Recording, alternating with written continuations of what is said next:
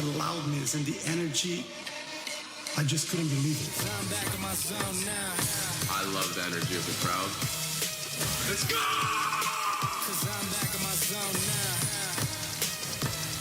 I'm gonna keep burying you into the ground as fast as I can and as deep as I can. I enjoy when things get a little saucy. Give me a freaking break! Every match you play feels like it's the finals. Fire, you want fire. And that's what the fans want to see. That's what intense tennis is.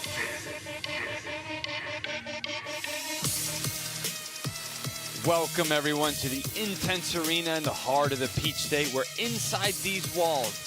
Last week, history was made, a new competition model began, and the sport of tennis took a big step forward. Welcome to the Intense League. Hello everyone, I'm JYL Bona and I'll be your host for today, where we have this team league format where men and women are together on the same court with substitutions, timeouts, and a shot clock that create an action-packed environment that'll keep you glued to your seat. And yesterday certainly accomplished that with our primetime match that really finished an incredible day where Jacksonville played against Atlanta. Atlanta with a close victory where they benefited tremendously from their head coach Marcelo Ferreira being back on the court, leading them to victory. Earlier in the day, Tampa took on the challenge team where Nori Adams Smiles and Kate Sherabura really led their team to victory with their high-flying doubles movement and finished things off very well. But the biggest thing on my mind is going to be, can Atlanta today against Jacksonville maintain that intensity that they showed last night and do it once again today? And there's no one better to discuss that than Jesse Levine, my friend, for today's match. Yeah, look, last night was incredible. The energy level was through the roof here in the Intense Arena. What I'm a little bit concerned about is that Atlanta brought so much energy last night. Can they keep that energy today against Tampa? It's going to be interesting to see. It's normal sometimes when you have on such a high and you come back the next day that you can have a little bit of a letdown. And I think that's why you have Coach Marcelo that'll really kind of instill that in his team to make sure that that doesn't happen. But, you know, you can either ride the wave or you can fall off of it. So it'll be really interesting to see how Atlanta kind of recovers after that win last night. Yeah, and let's briefly talk about Jacksonville. We spent so much yesterday talking about Atlanta's incredible energy, but Jacksonville withstood it incredibly well. Yeah, look, Jacksonville's coached incredibly well, too, with Coach Claudio Pistolesi. I think he does a great job of knowing when to sub his players in, when to keep them in a little bit longer, especially when they're rolling. Sam Nicholson has been a bolt machine. You know, he stayed all 30 minutes in men's singles last night, so that was pretty incredible to see. He did the same thing with Annabelle for a while. So, again, he really trusts his players, and the players really trust him. So it's a really good team dynamic there on Team Jacksonville. Yeah, and as great as a match that was, there is the one elephant in the room we do have to mention. There was that discrepancy or discussion about who was supposed to serve very late, about 2 minutes left. Martine serve. They thought that it was supposed to be Annabelle, the referees did, and so they awarded the point to Atlanta. We reviewed it. It was incorrect. It should have. The Jacksonville team had it correct. Jesse, what do you think about that? Look, it's new. It's sports. There's going to be mistakes no matter what, right? Especially in this atmosphere, it's going so fast. It's going to bound to happen, right? And now the important thing is that it doesn't happen again. But in the big picture, when you look at the match last night, it was incredible tennis from both teams. I don't think that's going to hurt the Intense League or anything like that. I think it's just moving forward to find a way so that doesn't ever happen again, and we move forward. I think obviously if you're on Jacksonville, you'll be a little bit upset, which is normal because you're competitive and they want to compete out there and win, right? But I don't think that really lost the match for Jacksonville. I think, yes, it was a big call at a big moment, but Atlanta definitely came up with the goods, and you got to give credit where credit's due, and Atlanta deserved it. Yeah, well, definitely the bigger winners, not just Atlanta, but the league. What an incredible match, an incredible atmosphere, completely sold out. Hopefully we can repeat that again. We have Tampa, who now has their shot. They had an incredible day. Let's talk a little bit about Kate Sherabura and her performance yesterday. Yeah, Kate looked extremely impressive, very solid. I was really impressed with her serve. Really didn't give any free points. She actually does a great job of coming forward and finishing points at the net. Had a good amount of +2s, so curious to see if she can keep that up as well. Yeah, and then her partner on the other side, who made a good argument for the MVP, Nori Smiles. What a difference from week to week. Yeah, look, Nori Smiles is a tough opponent to play against. You don't want to see him on the other side of the court. I think he's just a little bit hot and cold, and yesterday he was definitely on that hot streak. And especially at the beginning of a bolt, you don't want to play someone that's hot like Nori because he has the shot-making skills to really keep the +2s going consistently and really make you feel off balance and really unsettling to play against. So he's a tough one.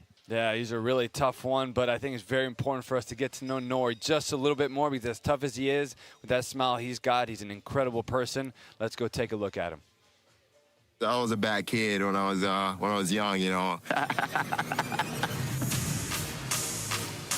Very disrespectful, you know, talking back to the parents, skipping school and all that. Make sure you stay in school, kids. Tennis did help me mature and develop in so many ways. You gotta respect your coach, you gotta respect your partner, you gotta respect your opponent. You cannot just be on the court goofing around.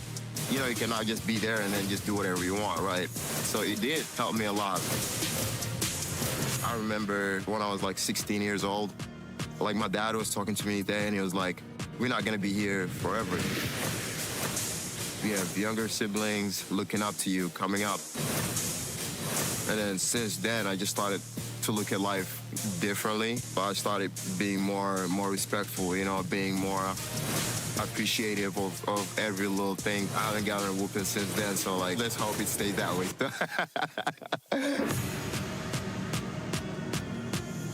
Yeah, just, you know, he talks about respect there, but he did not respect his opponents with his game. He dominated yesterday, singles and doubles. We'll see if he can come back and do it again. But let's get to the rules for today's duel that we're going to have, and we'll bring in the dual-handed Luke himself right there. Luke, we got to talk about these rules that the Intense League has. One serve, one toss, 14 seconds in between points. You know, yesterday we saw the timeouts and the substitutions. Each team gets an unlimited amount of substitutions. And the coaching, listening into the coaches and what they were doing. Luke, let's talk about all this. Dude, Chip Rally after the match. We're on such a high. You don't look at me. I'm hideous. I'm hideous. He's got his G5, said we got to go to South Beach. So I'm all night. I haven't slept. Last night was so amazing with the match. Chip Rally, the legend is real. That guy needs to be put away for a long time. But the rules. You know how I love my winners, right? I want the players thinking lines and going as fast as they can, early as they can for those bonus points. And we saw it so much yesterday. Atlanta with the energy, with the home crowd, looking for the moment. And then you saw it in the men's doubles and then go right into the mixed doubles. How about Kevin King? Man, the dynamic dynamite. I mean, this guy, lefty, finally getting to the net and being a difference maker. Yeah. And then the moving around with the coaches and the substitutions, when to do it, when not. You know, in the 2 p.m. match, we saw a lot more substitutions with Tampa and the challenge team. You're welcome. Yelena had a very, well, sorry, Mr. Loser over here. But Yelena, dude, she had a very structured approach to her substitutions. We're seeing the differences week to week, and the coaching that they're providing is now very improved as well. Well, one of the things you see sideline is how the coaches individually are starting to find their footing, their way, their system, and how to use their players, their talents, and how to hide some of the warts that are on their games and really expose the other side. There's so much going on between the cheering, the tactical side of it, and playing that stinking clock. And of course, you see about the 3-minute mark when they see, is my player gassed? Are they on a run? Or sometimes they just have to pull them because they're playing like a dog. Yeah, Luke, I got a question for you. Obviously, you've seen a lot of matches here. If you are the coach of a team and you have the choice to play your strongest, you know, lineup first or last, would you want to start with the strongest or would you want to end with it? Because I see both sides, right? You want to get off to a strong start, but also, again, do you want to finish with it? I don't know. I kind of go back and forth about it. What do you think? I go Hebrew hammer time. I go out strong early. I try to bury them early. Yeah. I don't want to play and put my best players at the end and hope that we've gotten kind of close enough. Agreed. That my best players, I want to play with a lead all the time, and I want to smash them. I'm going to give my confidence to the players moving in the last few bolts to know they've got a lead, and then I can get to that finish line strong. This format is always going to be tough to master because you're never out of it. Someone's going to get hot, someone's going to get on a streak, and the coaching has to be so good with the substitutions when, and of course, it's hard to run with a horse the whole time because they're going to get gassed and start losing points.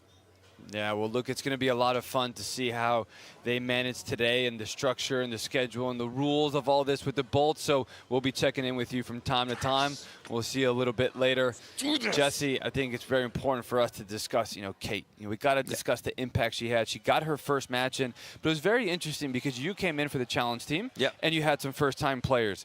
Kate, first time also playing, couldn't play the first match, but she looks like she'd been practicing the whole time for this. Yeah, I think it also helps that she has a team around her that's been doing this for a little bit longer. I think, experiencing it yesterday as a coach of one of the challenge teams, and, the players are very experienced players in their own right, from college to pros to whatever level it is. But when you get put in this kind of atmosphere, it's completely different, right? Especially the game style with the substitutions, the timeouts, and everything. And this atmosphere can really throw you off a little bit. I was really impressed the way Kate handled herself. It was very impressive. And then her serve as well. We have that one serve, one toss rule, and she served extremely well. Yeah, I mean, look, the serve to me is the toughest part about this with the rules. You get the one serve, and once the ball's in the air, you have to go up and hit it. We saw it a couple times throughout the day yesterday, a couple in the afternoon match, maybe only one or two in the night session, but it was really fun to see. You got to deal with it. Even if the toss isn't great and it's not perfect, they're still finding a way to put that ball in play and get the point started. Absolutely, and what's going to be really fun to see right now is getting to know Kate. We're going to take a quick look right now at Kate, get to know her a little bit. What makes her special off the court? I mean, I'm Canadian, half Canadian. I don't know if that's interesting. My name is Kate Sherabira, and I'm on Team Tampa. I was born and raised in Atlanta, Georgia. I started playing tennis because my mom and dad played tennis out of Alta, which is a league in Atlanta. And I basically just started playing with my mom after her matches, and I really loved it, and I was pretty good at it. So I didn't have very many pro aspirations when I was a kid. I was just in it for the love of the game. I had always dreamed about playing college. That's part of my story, is defying odds. And I remember actually my coach, when I was a lot younger, I asked him, am I good enough to play D1 right now? And he was like, well, to be honest, you're on track for D3. And then I took that to heart a little bit, and I was like, no, I'm going to prove you wrong, prove you wrong, prove you wrong, prove you wrong. I played career at Georgia Tech for the past 4 years. I was actually a walk-on, and I wasn't very good. I worked really hard, and I ended up starting my freshman year in singles and doubles. I've improved so much and had amazing coaching. Me and my partner, Carol Lee, were ranked #1 my sophomore year in the country, so that's pretty cool. My proudest accomplishment is I'm an All-American in doubles. I'm All-ACC third team my freshman year, All-ACC second team in doubles my junior year. I was the Southeast Regional Rookie of the Year my freshman year. I was also ACC Scholar Athlete of the Year for women's tennis this year. That's the way, Kate, all over. My major is biology, and I also have a certificate in physiology and biomedical sciences. There's 2 different paths for myself in a couple years. The first one would be playing on the pro tour. My other path is being in anesthesia school. The thing that I enjoy most about Intense is the team aspect. And also I would just say that the pay is so much better than ITF and WTA. For these futures and challengers, people are traveling around the world. Everybody's losing money, staying in pretty bad rooms, pretty bad environments. It's just not a luxury experience. And so the fact that I can stay in Atlanta, play tennis on a team, and have this type of pay is like really something that's unique. I played the Intense event in the fall at Georgia Tech, and I really enjoyed it. I think I'm a very aggressive player, and I think that will translate well to Intense because the winners are worth 2 points. I think that'll be good for my team. I like the fact that it's subbing in and all your teammates are there cheering for you, and I like the aspect that you can kind of trash talk and get loud. Having all the fans in there will be pretty similar to the big college matches that I've played in, and everybody yelling, everybody watching. Even if people are against me, I would rather have a lot of people there than no one at all. I'm really looking forward to playing Intense with my college teammate, Alejandra Cruz. I was kind of sad to see that she was not on my team. Don't be scared, Kate. She's on Team Jacksonville, and obviously I'm on Team Tampa, so I think that'll give us an opportunity to kind of trash talk each other and have fun a little bit. I just know that I have better colors than you. I'm just saying. So I know a lot about her, I know how to take her down, I guess. My first thing to prove is that I'm not done with tennis. I'm graduated, but I'm still out here playing. I don't want to lose.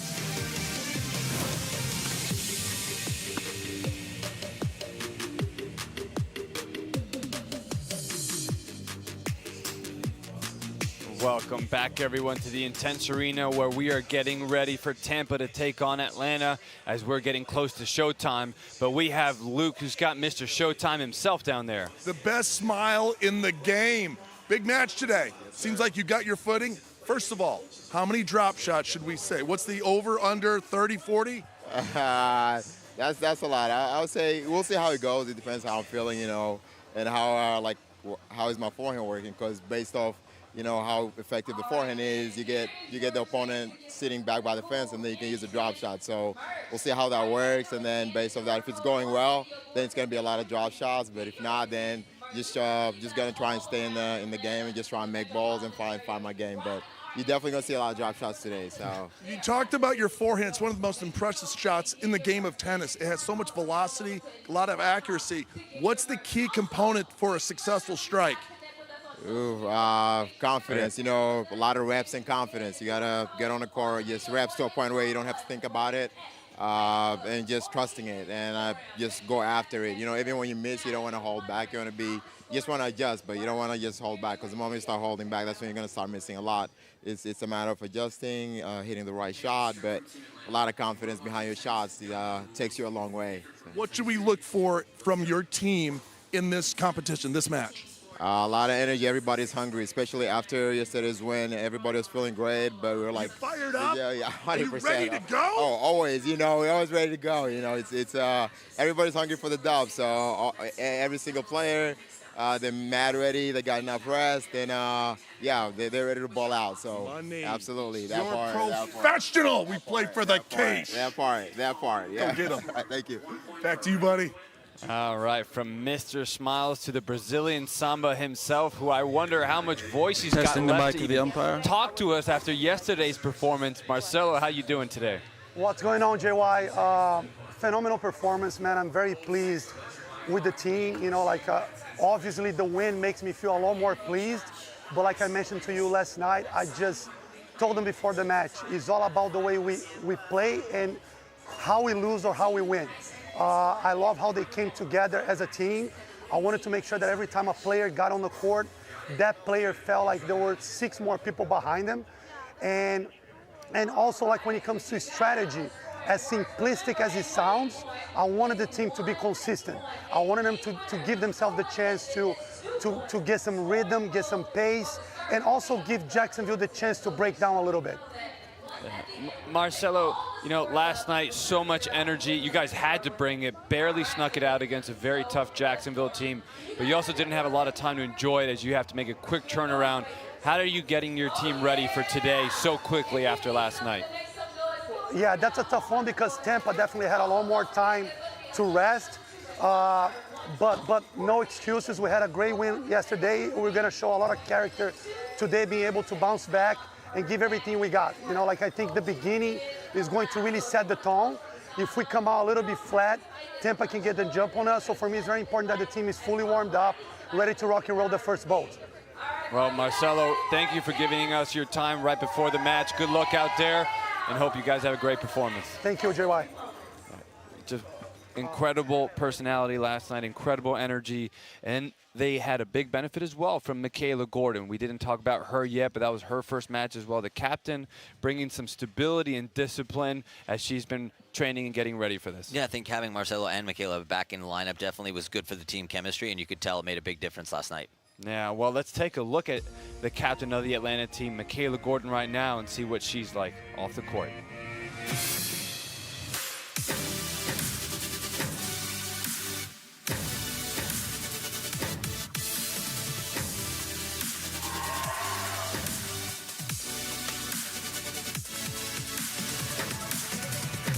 My name is Michaela Gordon, and I play for Team Atlanta. I spent a lot of my childhood in South Dakota, and I ended up picking up a tennis racket when I was maybe 4 years old. It's funny, the first thing that comes to mind is actually playing in South Dakota on ice-covered courts, because we only had limited indoor courts there, and just trying to shovel off the ice so that my dad could feed me balls. I have 4 siblings. I'm right in the middle. So I have 2 older brothers, younger sister, younger brother.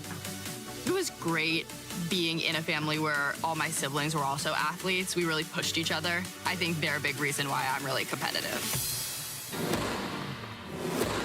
I would say one of the biggest challenges growing up playing tennis was the demands of kind of the global tennis schedule. So I started playing ITFs when I was 13, which obviously is really young to be traveling the world by yourself. having a lack of stability on the junior tour and not having a lot of consistency in terms of where I was, even just location-wise, was really hard for me. And it's one of the big reasons I wanted to go play team tennis in college, because I just wanted a more stable routine to be able to play at Stanford and get a scholarship and be part of that community of incredible women was something that I really couldn't turn down. Being on the team, being a student athlete, I think it taught me a lot about managing my time, about having that dedication to what you're doing and kind of managing different personalities and leading a team towards a common goal. I did a business and engineering major there. I did a Bachelor of Science, and then I also did a master's as well. I kind of dove into the tech world and learned about venture capital, which is what I ended up pursuing a career in. After graduation, I spent 2 years working at a venture capital firm. I was on a great track, and I realized I will be doing this for decades. After this, I felt this itch to play tennis, and it wasn't going away. I just felt like I didn't want to look back and have regrets about not playing. So I made the jump to go start playing pro tennis again. It's hard to get back into tennis shape. I started up playing 15Ks actually in Monastir, Tunisia, because I had no ranking since I hadn't played a match for 3 years. Seeing the grind of the tour, I think really opened my eyes to a lot of the challenges that I already knew kind of existed. And it's really not something that's accessible to everybody, because if you're just starting out, you have to pay to fly to these really far away places. And then I got a call from one of the Intense team members saying, hey, like, we're actually starting this new team tennis league. Are you interested in potentially joining? And as I was hearing the mission statement of the league, helping players with their travel schedule, helping with consistent access to training, having a community, it was hitting all of the pain points that I was like experiencing in real time on tour. So that's why I was really excited about joining Intense. I realized I could kind of have that same team tennis feel, but on a professional scale. It was another one of those no-brainer things to join the league.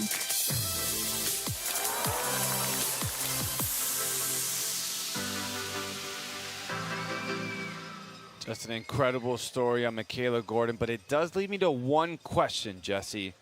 She shoveled ice off a court to play some tennis. You're from Ottawa. Do you ever do the same? No, I just put the skates on and play on skates. You haven't seen it? Come on, man. Well, you know I play hockey. I would have been putting the skates on and playing tennis at the same time. You've seen those Instagram videos. I know you have. I have seen them. I just didn't know you did that. Yeah, of course. Come on, we'll play. Anytime you want, we'll go up north. Well, I'm from Miami. I don't even know if I know how to skate. You don't like the cold, so, we know that. No, I don't like the cold. That's why I'm back south. But, Jesse, we have an incredible match coming up shortly. Atlanta, Tampa. You know, Tampa, Trey Mallory. You know, it wasn't just Nori and Kate. What Norian did was make it easy for the team to be able to just come and just be stable, focused, and not have to play without themselves. You know, let's talk about Alessandra Crump. You had Robin Anderson on the other side who – trying to tell her to be just solid yesterday, but she came out swinging big yesterday. She really had no pressure, right? I feel like she had the green light to swing for the fences, playing someone like Robin Anderson, who's, you know, ranked pretty highly and has a lot of experience playing at UCLA and on the professional WTA tour. So, again, really well done from Crump. I felt like she really definitely took advantage of that and being the underdog and went for a lot. I think maybe she also learned from Nori, because Nori came out the gates pretty hot yesterday. I'll be curious to see if Team Tampa starts him again when it does come to the men's singles. Yeah, and the volleying from Sam Frizzell when he came in, he picked up some nice delegate. Yeah, there was some highlight reels in that match for sure. And I got to give credit to Trey as well. Trey played great tennis. Yeah, and then on the other side, you know, Kevin King. We talked about how important it would be for him to serve well, but it's harder with only one serve and one toss. But you wouldn't have known that if you started to just watch him yesterday. He was hitting that serve. Yeah, King was going for the serve, and obviously with the one serve, it definitely could be a little bit of a disadvantage for someone that really has that as their weapon. But he did a great job, and he felt confident because he was going for more than what I saw in the previous match from Kevin King. And give some credit to Trent Bride as well. He came in there and definitely put some points on the board there for Team Atlanta. I'd be curious to see if Coach Marcelo plays him a little bit more this afternoon. I got a feeling he's going to play a little bit more, but I think Tanya's going to play a lot too. 2 weeks in a row, really solid performance. Yeah, I mean, Tanya's been steady as Chevy like a rock. You know, she's just out there making balls, not making a lot of mistakes, and really makes her opponent earn every single point. So I think that's definitely who Coach Marcelo is going to go with to start the women's singles. But again, you never know. But she's been really fun to watch. Such a fighter out there as well. Yeah, it's going to be a lot of fun to see how things go and how Kevin continues to evolve as a leader. He's been a leader for this team since they got together earlier in the year, but he's also a leader off the court. I don't love trash talking, but I can't help but do it when I get out on the court.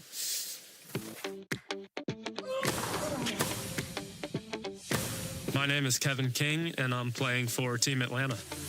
I grew up in Peachtree City. I started playing tennis at the age of 4. My parents both started playing tennis as adults, so they got me involved down at the tennis center. I've loved the game. I have always dreamed of playing pro tennis. That was a goal of mine from as long as I can remember. Pete Sampras was always my favorite player growing up, so Wimbledon was my favorite tournament. I definitely modeled a lot of my game style after him. I never felt like I was one of the best. I had decent results, but I always felt like I had to keep putting in the work, keep trying to reach some of the guys that were consistently maybe just a little bit better than me. I was just always passionate about the one-on-one competition in tennis. I think it's just so cool being able to be out there competing against someone. I remember one of my first tournaments, it was an 8 and under tournament, and I won the tournament and got probably the biggest trophy I ever got to this day. In the juniors, some of my most memorable accomplishments was a bronze ball in doubles, Super Nationals, and then winning a couple of national tournaments that my coach directed here in Atlanta at the Peach State.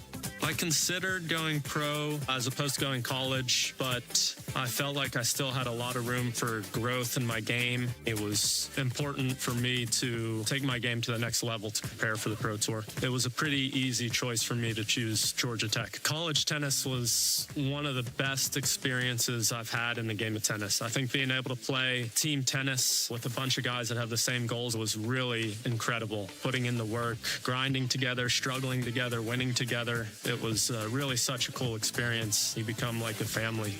In college, I was able to become All-American twice in doubles. I played with Juan Spear, who was another great Georgia Tech player. We had some success. We made the semifinals of NCAAs in doubles and the National Indoor Championship in doubles as well. My highest ranking in singles in college was 9, I believe, and Juan and I got to #1 in doubles. Being inducted into the Georgia Tech Hall of Fame last year was really surreal. It's something I never could have imagined, being inducted into any kind of Hall of Fame, but especially Georgia Tech. It's really an incredible place, and it's really such an honor to be inducted. Going out on the Pro Tour after college was definitely a difficult road. You go from a team environment where you're getting all the coaching, all the resources, to then you're out there on your own, going to countries you've never been, that speak different languages. It's really a shock. The first couple of years, there were a lot of struggles, a lot of tough times to work through, but it's where you get to test yourself against the best in the world. But it's something that if you're really passionate about, you can push through. It was just, sometimes you're questioning, what's going on? What are you doing here? When I was traveling with Juan Spear after he graduated, we were playing doubles together. We traveled a lot to Central and South America since he was from Colombia. I had our experience in Ecuador. We showed up and we're trying to figure out expenses, and we ended up staying in a hostel that was like $9 a night. We stayed like 3 nights there. We found a chicken place where you can get chicken and rice for $2, and we did that up until we maybe were into the second round of the main draw, and that actually ended up being the first challenger that Juan and I won in doubles together. The money is hardly enough to cover expenses. Between the flights and the hotels, taxis, getting to the next tournament, you've pretty much spent everything you've just earned. I knew long term I wanted to get into coaching, and I wanted to coach at Georgia Tech, but that was the only opportunity that could have come that would have taken me off the tour at the time. Being able to coach under Kenny, who had such a big impact on my career and my life. 2021 summer, I got a call from Kenny just saying, hey, our assistant coach is leaving. I'm sure you're not planning on stopping, but wanted to let you know in case you were interested. It was just an opportunity I couldn't pass up on. I still love competing. I played tournaments last summer on tour. What's really cool now with Intense is the ability to transition to pro tennis, but stay in a team atmosphere. I think I had one opportunity through my whole 8 years out on the ATP tour, and it was some of the most fun I had out there. There's really nothing better than that. To be able to play for my hometown of Atlanta, I never thought I would have that chance. Intense is an incredible opportunity to bridge the gap from college to pros. I think if you look at the rosters, you'll see a lot of incredible players who either either are just coming out of college or haven't had the opportunity or resources to give it a full go. This season, I really just want to go out and compete at the highest level I can. This is really an incredible opportunity to prove that and compete against some of the best up-and-coming players in the world.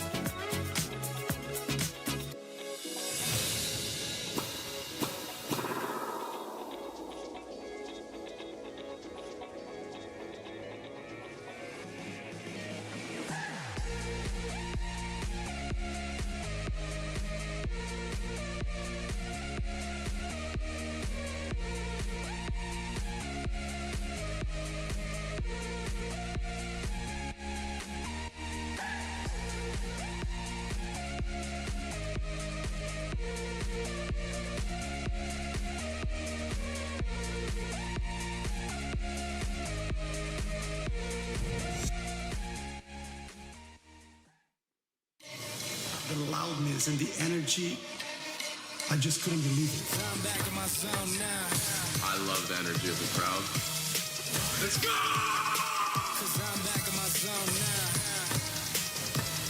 I'm gonna keep burying you into the ground as fast as I can and as deep as I can. I enjoy when things get a little saucy. Give me a freaking break! Every match you play feels like it's the finals. Fire. And that's what the fans want to see. That's what intense tennis is.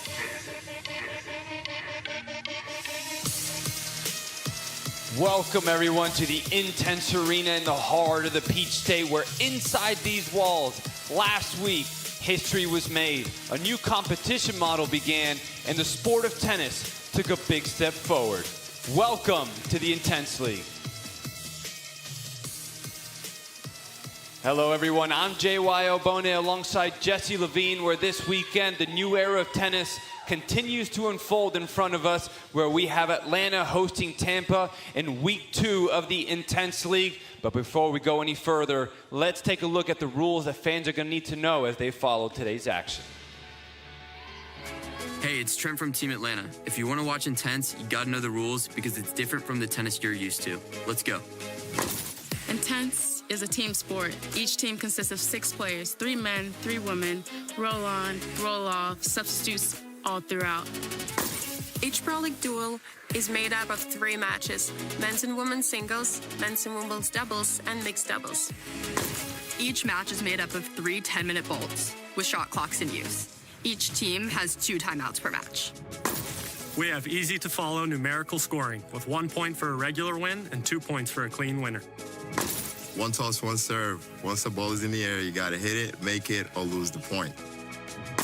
The server sets the pace. Returners must be ready, and there's a maximum of 14 seconds between points. Bolt 6 electric line calling will be overseen by intense officials. At the end of each match, the highest score wins. A deciding point will be played if teams are tied at the final whistle of the final ball. The team with the highest aggregate score at the end of the final ball of the final match is declared the winning team and takes home the cash. Got it? Good. Enjoy the matches. All right, some incredibly fun rules in this new league as we get things rolling. Today is the last match of the weekend to finish off week 2. It's very important right now. Let's go take a look at these 2 great teams that are going to be facing off against each other.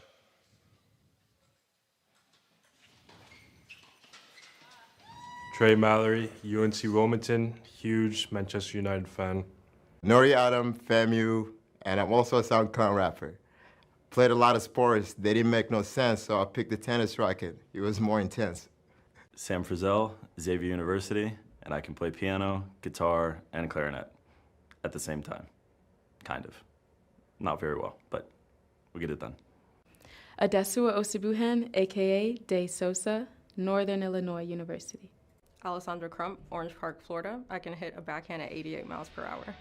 Kate Sharabura, Georgia Tech. And I'm a dual citizen of the US and Canada, eh? Michaela Gordon, Stanford University. I can name every country in the world. Tanya Sosnowski, University of Texas at Austin. I can pickle anything. Trent Bride, University of Georgia, and I can solve a Rubik's Cube in under 1 minute.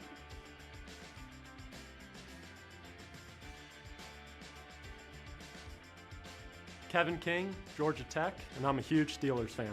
Raul Garcia, Kansas State, and I got my first ATP point when I was 16. It's not a big deal. Ava Haraster, Auburn University, and my twin brother is 2 years younger than me. Science. All right, two incredible teams there, Jesse, as they're facing off. Both of them coming after victories yesterday. We have to talk about the coaches. Great coaching for both Yelena yesterday and Marcelo as well. Yeah, and they both have completely different strategies. I got the opportunity to play against Yelena, and she does a great job of keeping her players in there for around 8 minutes, and right around the 2-minute mark on the bolt, she had her next player come in that was going to play the following bolt. And then Marcelo on the other side, I feel like he was just keeping somebody in there as long as he possibly could until they were gassed out. So it'll be curious. I'm really curious to see how both coaches kind of face off of each other and see if they change any strategy compared to yesterday. But the energy level is going to be insane in here. Yeah, well, the clear theme that we have seen so far is how important it is to get off to a pretty solid start. Yeah, I think the start, we talked about it, and it is so key in this format. I feel like if you get behind more than 20 points, it's pretty tough, and you can start pressing and going for a little bit too much too soon and hitting shots that you're not completely comfortable hitting, right? So I think the start is key, and that's why you want your most solid players to start off the bolt. When you talk about, the pressure, it's not that you can't come back, it's more of just the scoreboard pressure, right? You 100% can come back. We've seen, teams come back from a 40-point lead to get it back within 5-6 points and didn't come through. But again, look, anything can happen in this format, and I feel like the start is key. You definitely want to play with the lead in this. You could play a little bit slower, slow things down a little bit. Can't really stall. There's only 14 seconds in between points, but you could definitely play a little bit smarter, tactical, and extend the points as long as possible. This court's playing a little bit slower than normal in a good way. I think that's why we see some incredible points, especially last night. All right, we talk about that 14 seconds in between points. They also have true servers pace. So we're going to see how they manage that, because in the first week, sometimes they serve too fast, and then other times it seems like yesterday found a good rhythm. So we're going to see how things play out. We're going to get ready now, as it looks like for Atlanta. Ava Haraster is going to start things off. For Tampa, no surprise. Kate Sharabura is going to lead things off. A little surprised how well Tanya's been playing to not be the one starting things off. But with how well Marcelo managed things yesterday, who can fault him for saying how he's going to manage these teams? He's done a great job last night. Puts Ava out there. She did play much better yesterday than she did in the previous week. So welcome to Intense. We'll see how things unfold. Start? Let's take it down to the coin toss. Tampa, you're the away team. Heads or tails? Tails. Tails is the call. It's tails. Serve or receive? Serve. Tampa to serve. Good match.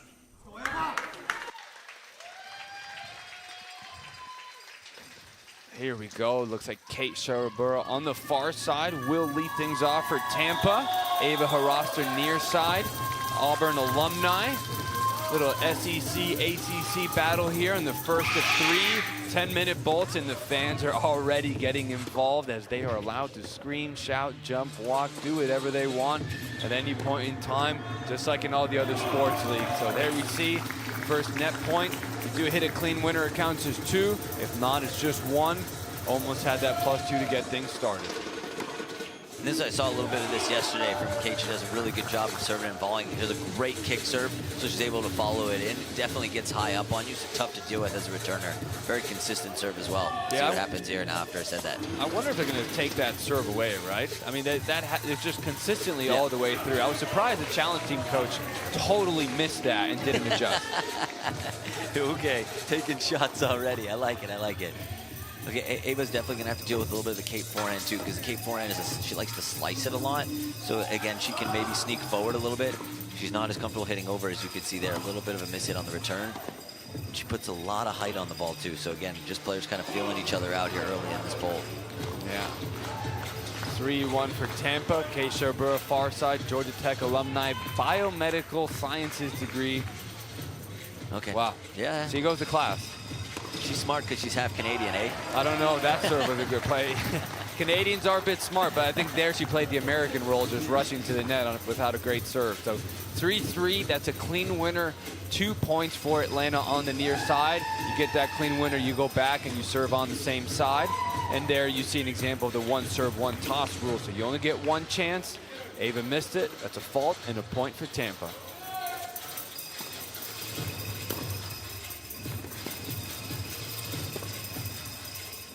That's a good shot, yeah. Great inside-in forehand. Ava looks very settled as we get things started right now. Michaela Gordon on the bench. She's bouncing around, seeing if she's going to get an opportunity. Tanya Sosnskaya on the bike, behind her, staying warm as well.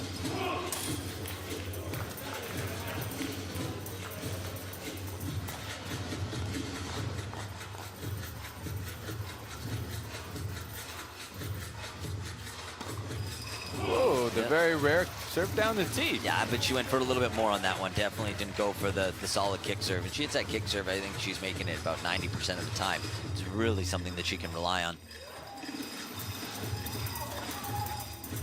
See another serve directed right at Kate's forehand, so that looks like a clear strategy right now for Team Atlanta. Yeah, that's a smart serve there. Into the body as well, forehand body. That's a really good serve there.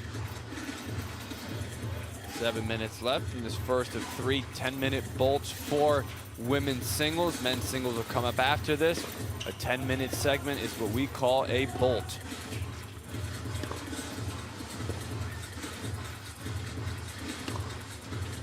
Yeah. Oh, good get. Good defense. Oh, didn't come in. Good point there from Ava. We were talking yesterday a little bit about this when Ava was in there playing. Sometimes the serve, it takes a little bit long to kind of start and develop, so sometimes the serve clock can play a factor with her. It takes a little bit to get the serve going. She's already down to 2 seconds before the serve. She needs to start that motion with like about 6 seconds, right? Yeah, it takes a little bit to develop. There's the slice forehand. Yeah. As soon as you see her open up that racket face, you've got to start sneaking forward if you're Ava, because then she could throw in the dropper like that for a 2-pointer. Wow, great drop shot. I tell you what, for someone who couldn't figure it out yesterday, you do remember how she played very well. I did tell them. I promised you I did. I saw it. I said, come into the forehand. She's going to slice it. Just missed that backhand return. It's tough because she has such great power off the backhand. That kick serve was kicking. You know, we've tested this court out ourselves. That kick serve jumps. Yeah, I mean, I don't usually have a pretty big kick serve, and that thing was jumping. And I'll tell you, you know, what makes Kate so hard to play against is the backhand is flat and penetrates through the court with a lot of pace, and then the forehand's kind of a high loopy spin, or she hits the slice. So it's completely 2 different shots that you have to deal with. So it's really tough to get any sort of rhythm. You know, yesterday she was extremely successful with her serve and volley play against her opponents. Today, 0 for 2, and they've also been clean winners for opponents. Does she back off, or does she keep going? I think she keeps going, but has to hit a little bit more aggressive of a serve if she's going to follow it in, because Ava returns too well to come forward on just a lollipop second serve. If you're just going to kick it in, you got to stay back.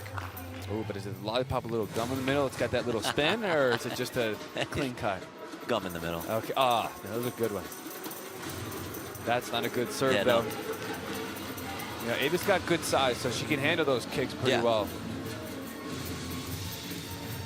So for those of you just joining us on Twitch, thank you for joining us. Make sure you click that follow button, as we'll be back. We're going to have a few more weeks of the Intense League to kick things off. Kate Sherabura on the far side, trying to lead Team Atlanta, get off to a good start.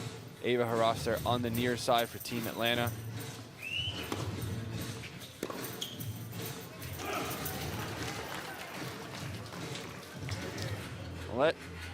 I'll tell you what, hey guys, I've seen a lot of things in tennis. This is the first time I've seen a team situation where, like, Tampa decides to go up in the crowd.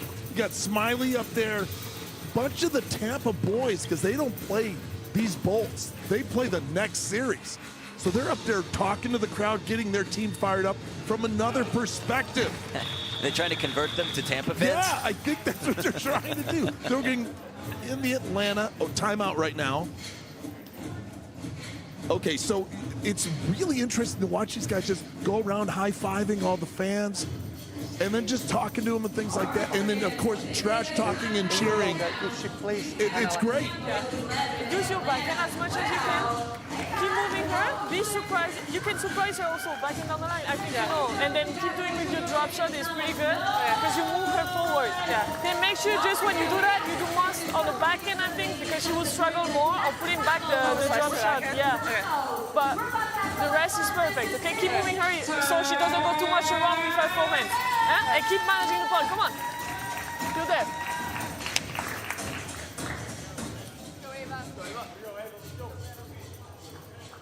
All right, we're going to be back from this timeout.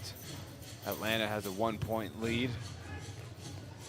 talked about how important it is to get off to a good start, and here we have a close one. I think both teams are very happy to keep this close. We've seen that be a big impact. Look at those guys out there. Is somebody going to tell them they're also playing soon? I don't know, maybe they're having a little bite to eat. Someone get them a hot dog. Better vantage point up there for them. Let's see what they're drinking over there. Are they drinking water or body armor? What are they drinking?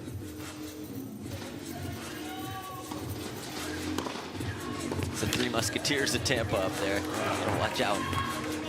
They're planning their plays when they come out, seeing what works, what doesn't work. Yeah. Getting a bird's eye view as Ava Roster, huge forehand over there, forced error, serving directly to that forehand. Looks like that's going to continue.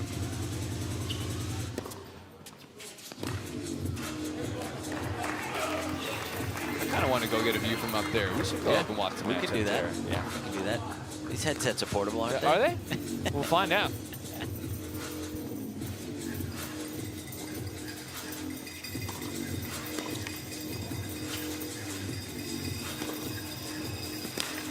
Could get there. Got to sneak into the Yeah, net, I mean, though. as soon as you see the racket face open, you got to. I don't know. I mean, Ava's a great doubles player as well, so she's usually comfortable coming forward. Just hasn't done that so far in this bowl. But when you're winning points that way, you're just trying to stay solid from the back. I just want to see them finish points at the net when, when they're slicing that much and the ball's just floating in the air. You got those +2 opportunities. I wonder, you know, talking with Marcelo, he really believes in the depth of his team. Yeah. So I wonder if he's just trying to take the legs out of Kate, so maybe they have to substitute and get her out. I wonder. I like that play. I mean, look, you see Tampa has got both players warming up there on the side, ready to kind of take Kate's place whenever needed.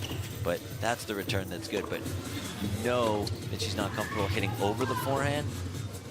The backhand, she can really put some pace behind it. Got just about 2 minutes left in this first bowl. Yeah, a lot at stake today. So in each category, the players are playing for prize money. So the women here, if they win this women's singles match, they're going to get their piece of $4,000. Then the men will get their shot at $4,000. And once again, in the doubles, it looks like we have a substitution. Very same strategy as yesterday. Yep. So she is sticking to her winning game plan. She held it the same yesterday at the 2-minute mark. Yelena is trying to get a player in to get some points under her belt as they get ready for the second bolt. So Alessandra Crump is in as she's trying to get the balls from her intensifiers. Yep. Intensifiers are the ball kids for each team. They are on the team of each member, so they're incentivized to get the balls quickly to their players as things can go really fast. And the team is very dependent on how good those intensifiers are. 18-14 Atlanta, 4-point lead. About a minute left in this first 3 10-minute bolts as Ava gifts her a point. Very kind of her on a Sunday. Yeah, Ava's given a little bit too many freebies on that serve in this bolt.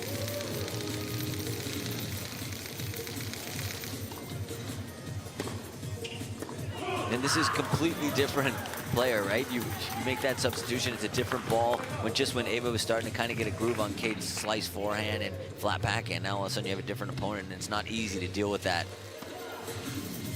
Because that serve is definitely, I would say, a good 20 miles an hour slower than Kate's. It's like, oh, here comes the slow ball and you want to just smack it. It's not easy. It's a little bit of a Tim Wakefield change-up coming at you. I think it's more of like a snowflake, yeah, just slowly but you see it, down. it's not easy to just rip it. Look, she's missed a couple of those. You know, I think Coach Marcelo is going to be happy with the way she's being aggressive, but she's going for a little bit too much. Yeah, I mean, there's a rhythm to this game, and you fall in love with that rhythm, and someone takes you out of it. It's just, you got to take some time to get used to it. Let's see, 18-0. Wow. Oh, wow. And that's going to be the bolt.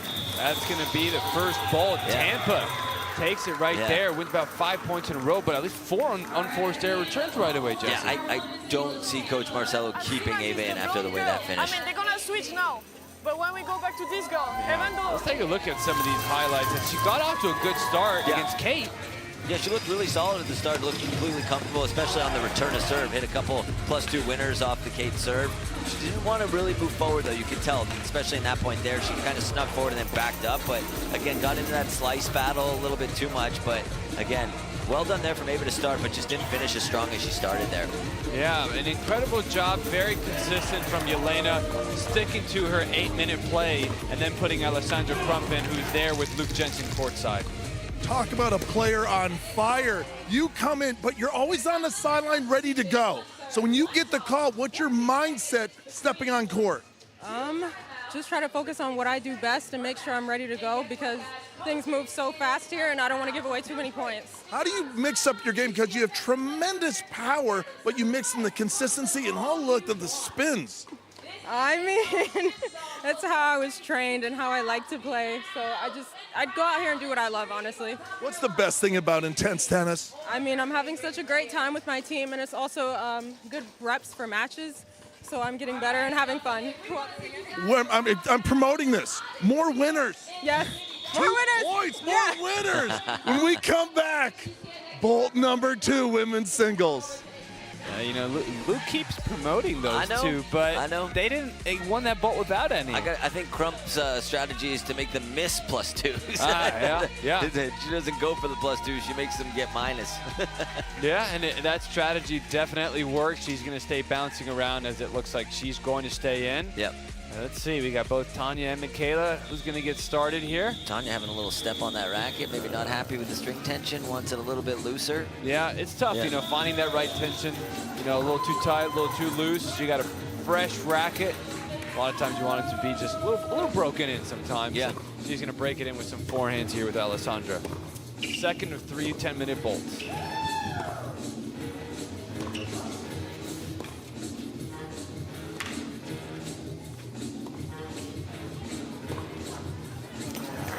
Tanya using the slice, playing a little steady, 19 all here.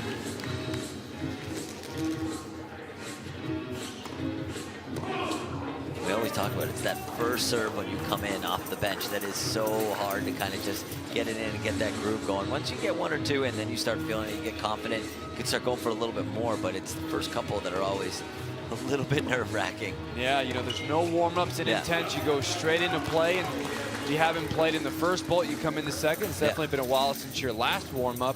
It just takes a minute, and we've seen it sometimes.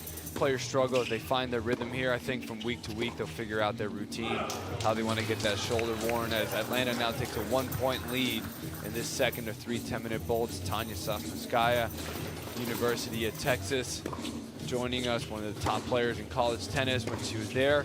Come now, on, wow. Whoa, big fist pump right there, +2 for Tampa, and you're going to go back, and after a clean winner, you go play on the same side.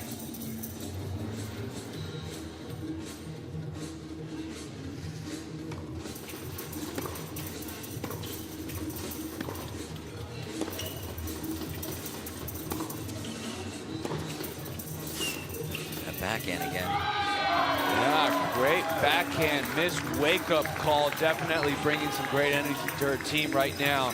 Taking over Kate and maintaining some great tennis for her team.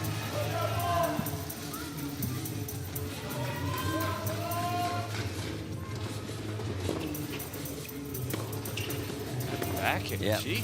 She's really leaning into it. Yeah. Yeah, it's working. It's working. Go to the forehand if you're Tanya, but it's hard. She's rocketing that backhand. It's hard to redirect to where you want. 24-21 for Tampa on the far side.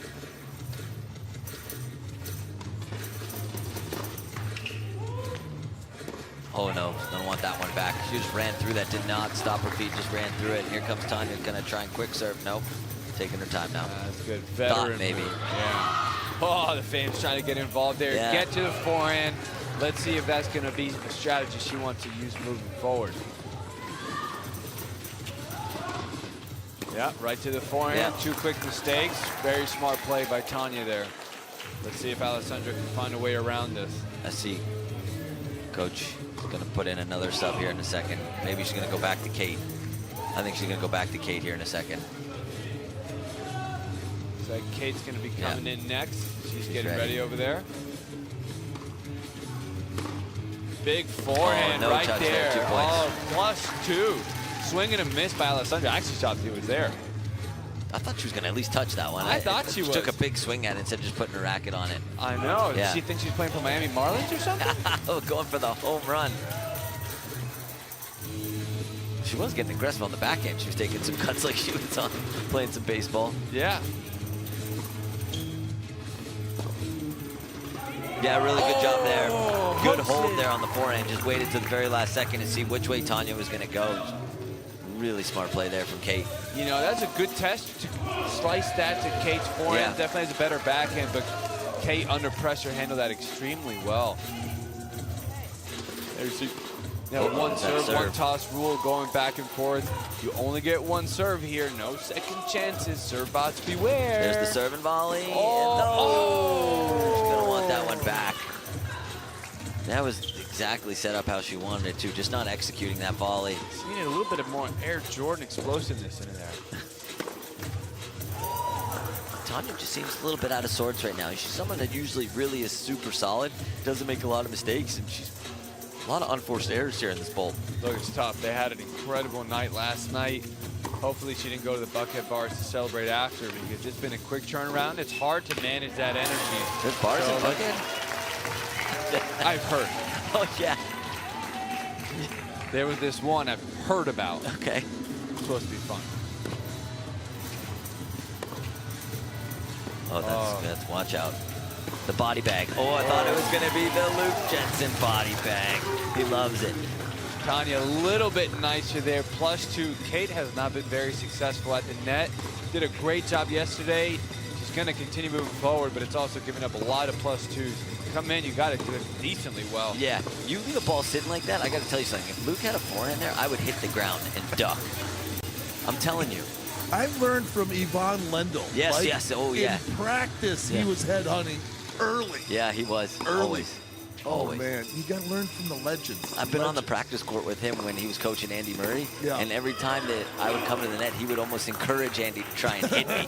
I said, Yvonne, what are you doing? He's like, trust me. He's like, just know that I like you. If I didn't like you, I wouldn't tell him that. That's right. It's from love. Yeah. It's from love. Yeah. To Yvonne. Sure.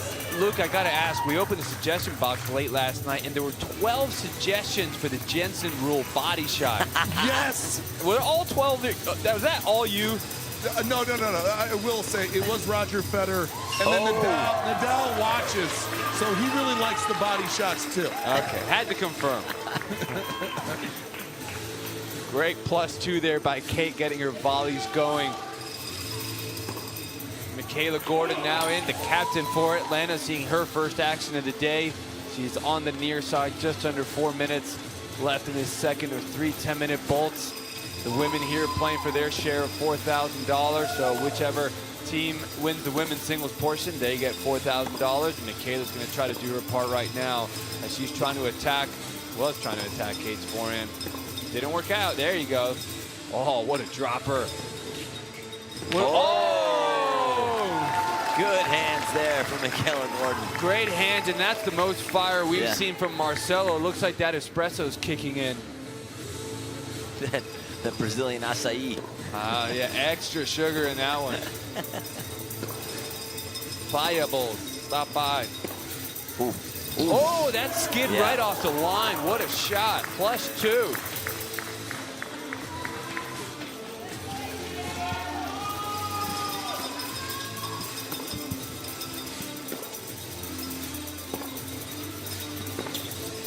Great backhand. Yeah. Yeah, so good. Yeah, that's the one she's just not totally comfortable with on the forehand when she hits over it. It's almost like you want to go to the backhand first and force her to play defense on the forehand. I feel like it's a really good play if you're Michaela right now. Yeah, and if you're Kate, just go cross. Yeah. You know, win with your backhand, keep it simple with your forehand, right? Agree. That's what I did in 10 under. Run around every backhand, hit all forehands. They did go to my backhand, just go cross because I can't get it so cross. good. But if you got volleys like that, you got to come forward. You got to take advantage of your strengths if you're Kate, and her volleys and her kick serve definitely are two of the best parts of her game. That kick just gets up again, and there's the serve volley. Another one. Another two-pointer. There she goes. Oh, Kate, the point machine right now. Yellow Jackets swarming here in the Intense Arena. Wow. Luke, how do you like those volleys? Wow, looks like you got Trent there with you. I got a machine on my hands. A Georgia legend. What's it like playing for this Atlanta team? Oh, it's amazing. We bring so much energy. We have such great camaraderie, and I couldn't be more happier than the teammates that I have. What was the vibe after such an amazing win last night? It was amazing. I mean, I don't think we've had a match like that in this season or even in the preseason where it was close to the very, very end. And so just being a part of that match and coming out with a win was super special for all of us. What was it like in the huddle last night? Because there was so much chaos going on, the substitutions, and of course the men's doubles lifted, and then the mixed doubles finished it. What was going on within the huddle? Yeah, I mean, I think the big thing for us was making sure that we're bringing that energy. I don't know if you noticed, but towards that middle, the guys started grunting every single ball, big come-ons, and I think that's the difference maker when it comes to doubles. Go Dogs! Go Dogs, baby! Go Dogs! Go Dogs, go Jackets, +2s all around for Kate, as she has now helped her team have a 10-point lead with Ava Haraster in for Michaela Gordon on the near side for Atlanta. Last 40 seconds of this bolt. Crowd's getting into it for Atlanta. Yeah, those are the guys that were up there from Tampa. They converted some fans, as I told you. I told Luke earlier, that's what they were trying to do. Looked like it worked. Look at Nori. She want to finish. Captain or coach over there? I think it's great. You know, you start having that relationship with your teammates to where you trust in one another. And even if you're not the coach, you have that relationship you can rely on and you can pump each other up. It's pretty special. It's good to see that. You see that in Team Tampa. Looks like we're going to have our last point here. All right. Good save there. Great backhand to finish that bolt with some positivity, but Kate piggybacking on Alessandra Crump's great start, but then some beautiful volleys. She found that rhythm, Jesse. Yeah, look, Kate definitely did a great job there and built herself a little bit of a lead here now for Tampa. She looked extremely impressive. She faced a couple different opponents there as well, but Crump started out this bolt and then kind of, I think maybe gave Kate a little bit of rest that was needed. When she came back in, she was just firing away, especially on the serve and volley. You got a lot of +2s. You can see Tanya here plays pretty solid tennis, but usually stays in for majority of the bowl. But today, I think Kate really took her out of her element and really waited on this forehand here. Good +2 there. Really solid stuff from Kate all around. Yeah, Kate's taking everybody out, but hopefully, you know, Atlanta can slow things down here, and hopefully she doesn't take Luke out right now. She's got the rack in her hand. Be careful, Luke. I know, Kate the Great on fire there. You come in, lots of really good pace. The kick serve once again. What was working? I mean, when I just started getting to the net, that's where I play my best, so that was the key, really. What about the other side? Because they were doing some substitutions. Michaela gets in there, dynamics, yeah. Yeah, it's just, honestly, it's a bit of matchup, like, who I play better against, you know, but, like, once I was able to get the kick serve, Ava was really taking on the rise and took that away from me, so that was tough, but once I kind of got around that, it was a lot better. What's the mindset when you got to substitute in? Because at any point you get thrown in there. So you always like playing the match, or what's going on while you're waiting for that call? Well, just me. Just me. I'm trying to rest, honestly, because this is really tiring, so I'm mostly focusing on recovering, but it might be different for everyone. I'm not sure. You got another bolt. Drop shots this time. Drop shot. I did, yes. Yes! Drop shots. Bolt number 3, women's singles. Next. Groove is in the heart. Yeah. Groovy. And the one and only Chip Rally, and let's see if the one and only Marcelo here can get things going, trying to figure out who's the best lineup to manage. Looks like on the other side, Tampa's going to take advantage. But let's see what Marcelo can do. Let's go. Let's step up right now. Marcelo not thrilled right now, though. Who can blame him as the team is down 9. Ava Haraster in right now for Atlanta on the near side. And on the far side, we have De Souza, who showed some solid tennis yesterday, getting her first action of the day.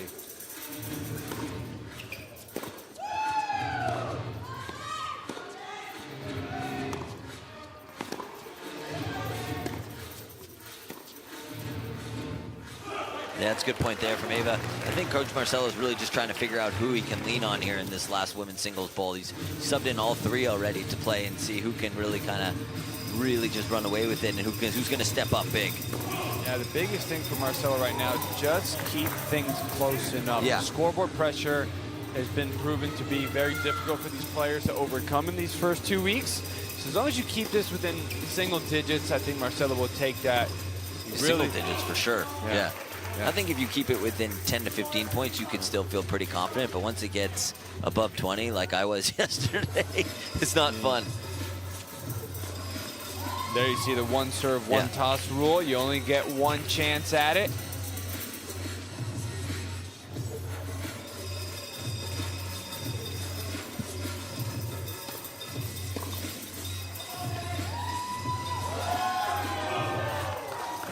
(51-41), final bolt here for the women's portion. As much as Marcelo wants to keep this close, the women are playing for $4,000. That's the portion inside the match where players have some effect on their prize money. So even though Marcelo wants to keep it close, the women definitely want to win this one.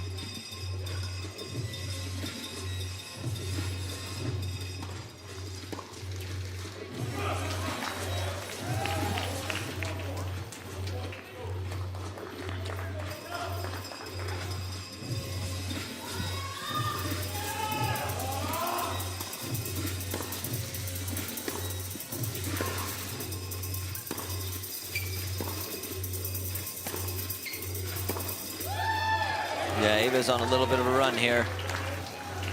I might put back Alessandra. Alessandra, you feel to go again?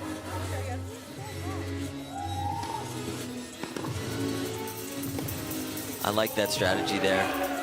Alessandra was giving Ava a little bit of a hard time with the slow serves before earlier in the previous bolt, so I like that move from coach. Yeah, she's been on point. Thinking about it, yeah. Yeah, she's been on point with her coaching. I think that's a great strategy right there.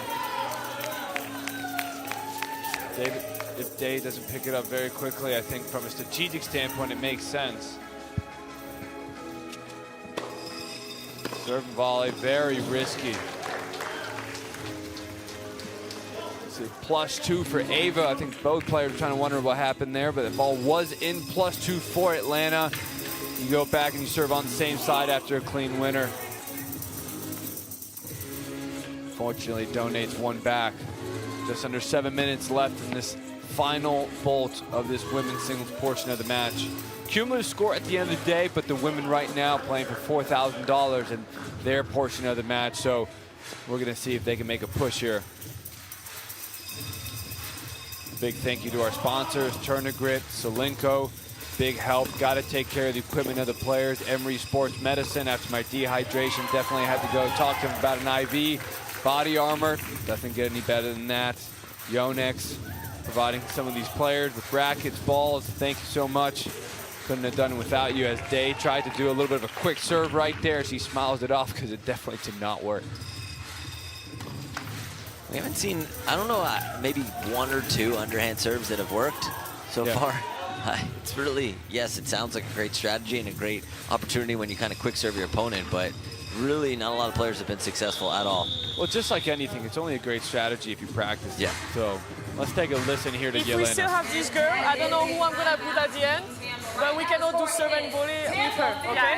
Make sure. Atlanta 49. Like, easy serve on her forehand, she's missing a lot. She needs 4 return in a row when she was serving.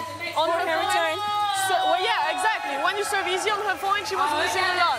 So she doesn't move forward, okay? You rally, you keep moving her, but her forehand is weaker than the backhand. Okay? Don't go too much if you're not in good position, but if you can, aggress more forehand, okay? Yeah? I keep it more. Let's go. Come on. Let's go. I don't know, TJ. I'm thinking maybe this time. Great advice there from Yelena. And she is going to keep Day in for against Ava Haraster. 56-49 for Tampa.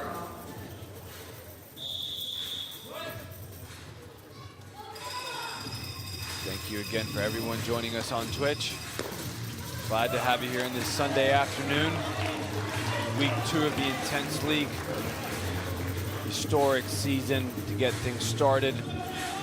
Trying to help players get salaries, expenses covered, trying to do what's right by the players like what other sports leagues do. So for all of you out there, need your support as we try to continue this and build what is a better pathway for tennis players. And Ava's going to try to create a better pathway for her team to victory today against Day. She looks very solid right now. 56-51. Yeah, she's definitely cut into that lead from Tampa. Doing a good job here, Ava, really getting some consecutive points on her serve. Jesse, I have to say, I don't see the same energy from Team Atlanta as I do last night. No, I mean, how could you, though? They were so amped up. It's not easy to bring that day in and day out, and that starts from the coach all the way down, right? I think, you know, they are getting fired up out there, but definitely not the same. I feel like once they got that win under their belt, they almost felt more of a sense of relief than happiness yesterday. Yep, yeah, definitely a big event, but they have a tough task to come back out. Tampa had a great day yesterday at 2 o'clock and definitely had a lot of time to rest, and they got to enjoy and watch it for fun while Atlanta was grinding it out. This wake-up call back in play, and there you see the let rule in effect. So if that serve hits the net and it goes in, you play it. As Ava gives a shout out to our sponsor, Emory Sports Medicine, sends the ball over to their sign back there, and this is the matchup Atlanta wanted. This is, for some reason, this is the one that Ava was kind of struggling with earlier on, giving too many freebies. See if she can kind of dial it back a notch and not have to try and go for too much too soon. Yeah, and here comes the sub. All right, so back and forth. Atlanta does not get what she wants. We see the coaching moves within this incredible dynamic. Each team gets an unlimited amount of substitutions. I have a feeling she's going to put Kate back in. Yeah, let's see it. I would love to see it just go back and forth, back and forth. I'm telling you, she'll put Kate back in to finish. We got 3 minutes left in this women's portion of the match. Tampa with a 6-point lead. Unless Crump can really go on a run here, see what can happen here, but she's going to tell Kate to get ready.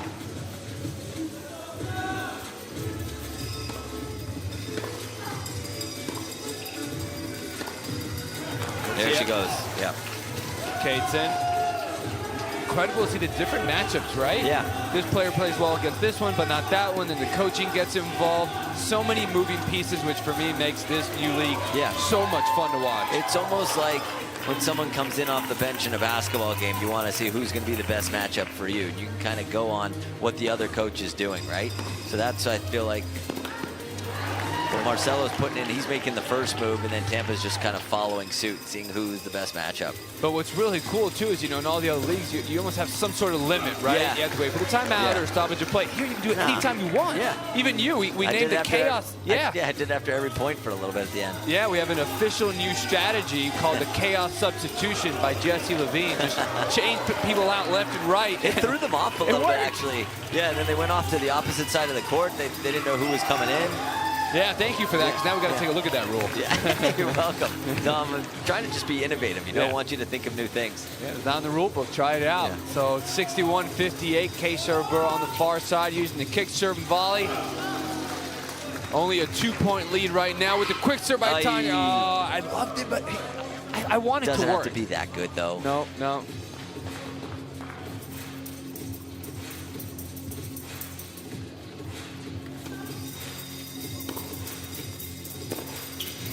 Gosh, a minute 30 left. Sure, it's cumulative score at the end of the day, but this is a 2-point lead to decide who's going to win $4,000 in this match as Kate approaches the net. Is she going to? So good. Oh. Such a good slice return. It was short, up in the court. Tanya really couldn't do much with that, but give Kate a good look at a 2-pointer, and she took full advantage of that one, JY. That's huge. She can see the appetizer she's going to order at dinner tonight as she's extending this lead, 65-60. Minute left. Can Tanya make the push right now? Want some of that bread pudding we got yesterday at lunch. He's going to have to win this match. You ate that? I did. How could you not? It's right there. No. Screens are yellow. Less than a minute left. 4-point lead for Tampa. Chip forehand. I love that chip. I know. It's really effective on this court, too, because it kind of just stays low, doesn't come up, and you almost really hard to do something with it when it's that low. But then she mixes that up. Oh, yeah. And Tanya's got to hustle here a little bit. Yeah, had to play a little quick. 3-point lead, $4,000 on the line here. 30 seconds, let rule. Oh, I thought she would take that in the air. Yeah, that was a smart play there from Kate to miss that in the net. I think that was intentional. Yep. Yeah, very smart play. They don't want to give up the +2. If a player hits a clean winner, it's +2. Oh, that's tricky. Oh, no. Oh, no. Tanya's going to want that one back. Oh, Gave she's her a going to sitter, run it and now she's down. going to let the time run out. That's $4,000 for Kate. Oh, but that's going to hurt Tanya. Yeah. Oh, man. I mean, as close as it was, that is also a painful finish, Jesse. Yeah, that wasn't fun to watch, JY. Oh, Kate's smiling there. She knows she got away with that drop shot, but Jesse, I mean, Kate getting a lot of playing time, but Alessandra doing very well. Yeah, look, that was an interesting bolt. It was kind of the multiple substitutions on both sides. I feel like Tampa was just waiting for Atlanta to make the move and who's going to come in, and then I'm going to throw in my player to make the matchup as best as possible. But really well done there from all three players, especially on the Tampa side. They did a great job of doing, what they were set out to do, trying to keep it close, and then you bring in your ringer and Kate, and she was able to finish that off really strong. A little bit lucky on that last point, though, not going to lie. A little bit lucky, but still great performance nonetheless, and Luke has all three of them courtside. Team effort, fantastic. What was the difference as you guys kind of rotated in and out? It was honestly just feeling the vibe of all of us and just keeping the ball, long points, and staying intense and giving the pressure up. How much do you listen to the side? Obviously, your coach is chirping, your teammates are chirping. Does it go into the strategy? I mean, it helps keep me pumped up, so I want to hear everything from them.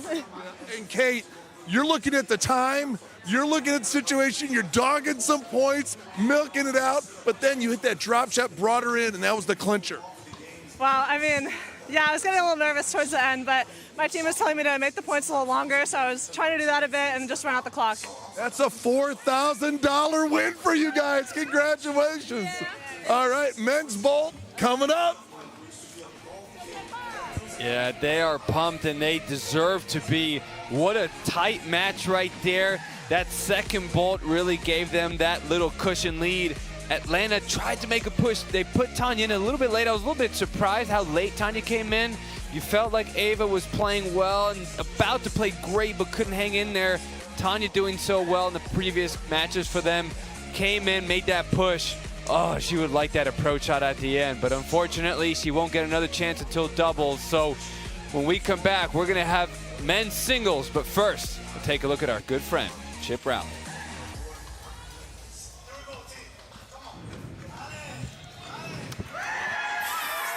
Oh, yeah.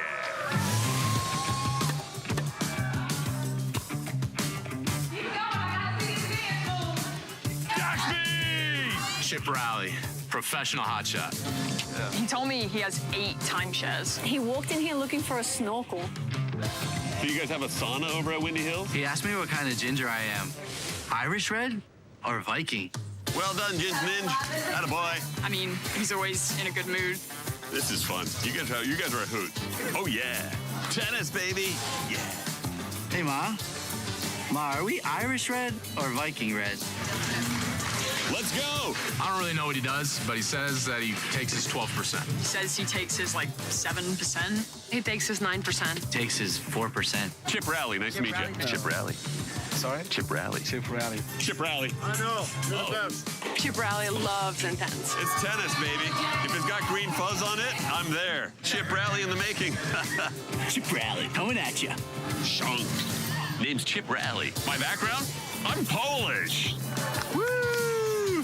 Enthusiasm, I'm bringing it to tennis. I love tennis. Do you guys have strawberries and cream? Strawberries and cream? I'm used to the Queen's tennis, strawberries and cream, grass. Shh, quiet, please. That can go out the door as far as I'm concerned. This environment, I would call it intense. Am I allowed to say that? Shank you very much.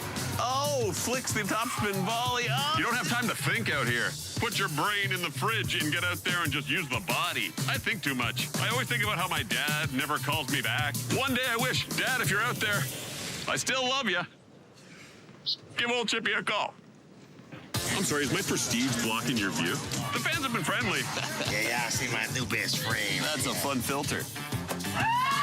Pardon me, I can't hear you over the tennis. Whoa. Oh, my golly. Remember, it's not about the wins and the losses. It's about the friends you make along the way. Thank you. I'm Chip Rowley.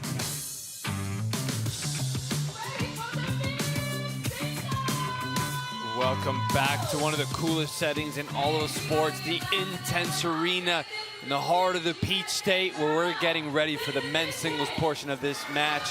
Kevin King getting ready to start things off for Atlanta. Nori Smiles on the far side trying to lead his team. The captain trying to put on a great performance. And we're going to have our coin toss right now with Sebastian. All right, this is the start of our men's singles. Any questions before we begin? Nope. Atlanta, your homes. So Tampa, you have the call. Heads or tails? Heads. Heads is the call. It's heads. Serve or receive? Serve. Tampa to serve. Good match. Tampa to serve. Mr. Smiles getting ready to get things rolling, seeing if he can back up yesterday's performance. Definitely a great improvement from week one. Not to start, but it's the one thing we've talked about a lot. It's the hardest thing to get going, so yeah, you understand. Oh, back to back. Back to back. For those of you joining us, you only get one serve and one toss. Both players trying to warm up that serve. I'm sure they'll be talking about that a lot in the coming weeks to figure out what's the best way to warm up that shoulder. Yeah. If I'm coaching Nori, I feel like I'm just going to tell him to go for broke at the start. That's just who he is. I see him warming up. He just goes for so much, and he has the ability to really just catch fire. You come out the gates like that, I don't want to see him go slowly. I just want to see him go full on, full tilt, and if he connects, he connects. You can get a good lead to start. There's letting that forward. That's heavy with this court. Ooh, but I like that. Yeah, he's got good hands too. So he uses that big forehand to push you back, steps into the court, and then brings in the dropper. You know, Jesse, what do you think about this suggestion? You know, we got the bullpens behind each bench, right? Yeah. So that's where family and friends. What if we made that bullpen a little bigger? You know how the baseball pitchers can throw into a net, or you know, let's just make it where players can just serve into a net and warm up that shoulder. Why not? Why not? Why not? Or we just have Luke hitting balls at them as they're dodging them left and right. Yeah. Get the reactions ready. He should have a dunk tank back there for the accuracy. It's Dunk Luke. If they hit the serve, they can dunk Luke. Yeah, I love that. Like that. There we go. So we see a 71 to 66 score in the overall match. 5-3 in this men's portion. So we have the cumulative score that would determine who wins the overall match. But if you win your category, if you win your match, like right now we got the men's singles match, your team wins $4,000. So Kevin King trying to get his team rolling right there. Team Atlanta just missed out by 3 points. A little bit of a nervy start. Both ways, though. Yeah, both ways. Yeah. Both ways. And Nori's got a lot of action on that serve. It may not go that fast all the time, but when that ball hits the ground, it really jumps up, especially on that king backhand. Yeah, and Kevin returning extremely well last night inside the baseline. Even though he's missed some, that's definitely where he had his most success last night. He'll try to find that right now. If you're Kevin King right now, you want to get into that forehand and backhand rally with Nori. And as soon as he kind of winds up for that slice, that's when you can sneak forward. The slice kind of floats a little bit, and King is so good at the net. We saw that last night. Yeah, you know, as the league started, you know, Nori's got one of the biggest forehands in the league, right? But Martin Gutierrez, captain of the Jacksonville team, he called himself the forehand guy. Well, rumor was there was a lawsuit about who should have that name. Looks like whatever happened, Martin kept that name, but Nori's going to try to make a case that he's the forehand guy today.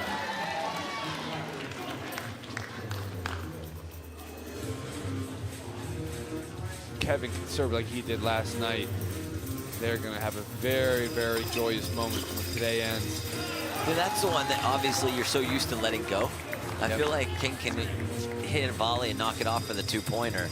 If it was sitting up there on the back end, it would catch Nori off guard as well. Just a strategy, kind of just, I see it from easier said than done from the outside, but I think it could be something you can look into. Well, these players, you know, they've been playing the traditional form of tennis 20, 25 years, and they've developed instincts around those rules, and it's going to take a little time for them to figure out what's the best way to succeed in this brand new league that really tries to create a new pathway for professional tennis players and junior ones as well in the future, as we have 9 all here in this men's singles portion. He's starting to find his game right now. Wanting those balls quickly from the intensifiers.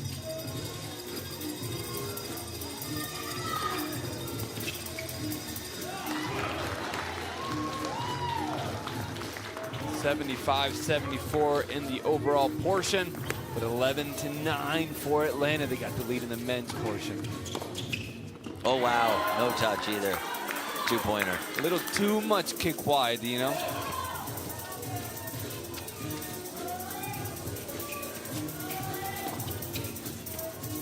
That's the slice that floats there, JY. Yeah. Jesse Levine way to the strength to get to the weakness after.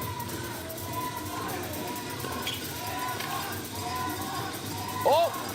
Oh, I love it. I love that that's good. He shows he's relaxed enough to give it a shot. Yeah, I mean, it wasn't a bad play. Definitely would have caught King off guard. I think so. Yeah. And, you know, the score's tight, so it's okay. Ooh, the drop shot dragging. Yeah, two bounces. +2. Luke jumping out of his chair, fist pumping for that one. Loves that touch.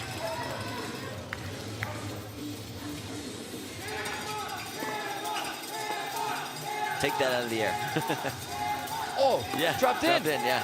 Just taking that out of the air. You're just waiting for it. I think maybe King thought it was going to go wide. Looks like he's getting a little gassed here. See if Marcelo can kind of catch an eye of that, maybe call a timeout, give him a breather, or put a sub in, because King looks like he's getting a little winded. Oh, great. That dropped in. Yeah, great heavy forehand. You can thank polyester strings for that.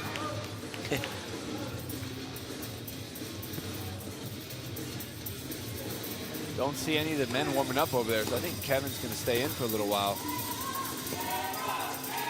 I think, look, this is the matchup you want if you're Coach Marcelo, because lefty to the Nori backhand, that's an all-day matchup that you would take if you're King and Marcelo and Team Atlanta, right? I think that's the key right now. I think this is why I never beat you in a practice set. You just use that lefty hook forehand to my backhand. Well, King, again, you see him, that's the bread and butter. Lefty slice out wide to the backhand, followed in with the volley.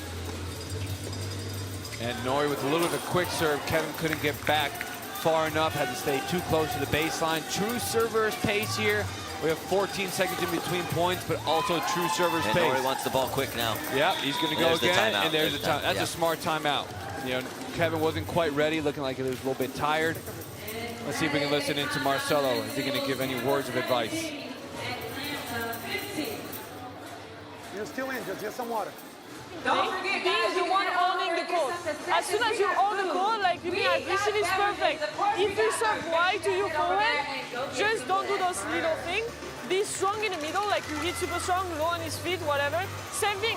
On the back end, hit it, because you're not hitting Luke, faster. you got a special guest on the court. A special guest, the guest, the hardest working woman on the planet, the energy queen, Christina G. Welcome to Intense Tennis. Go!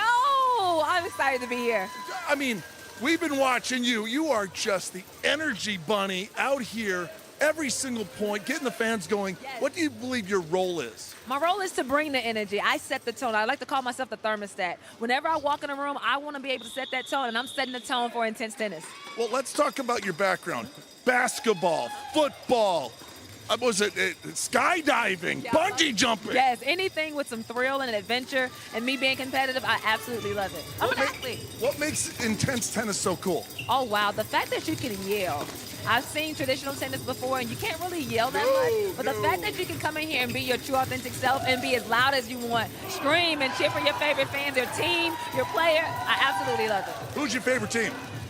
Now, why would you do that to me? I gotta put you on the spot. I'm not even gonna hold you. I absolutely love the way that Jacksonville dominated. They came out here and they just completely demolished every single opponent. I absolutely love it. And then the energy. The coach, Claudio Pistolese, he's absolutely amazing. His energy and the way that their team rallies together, I absolutely love it. Talk about the underdogs. I love the challenger team that come out. They're little misfit toys. They have to earn to get onto the court. They play so well. Ooh. Yes, they do. And I think the beautiful thing about it, they come out here, they have nothing to lose.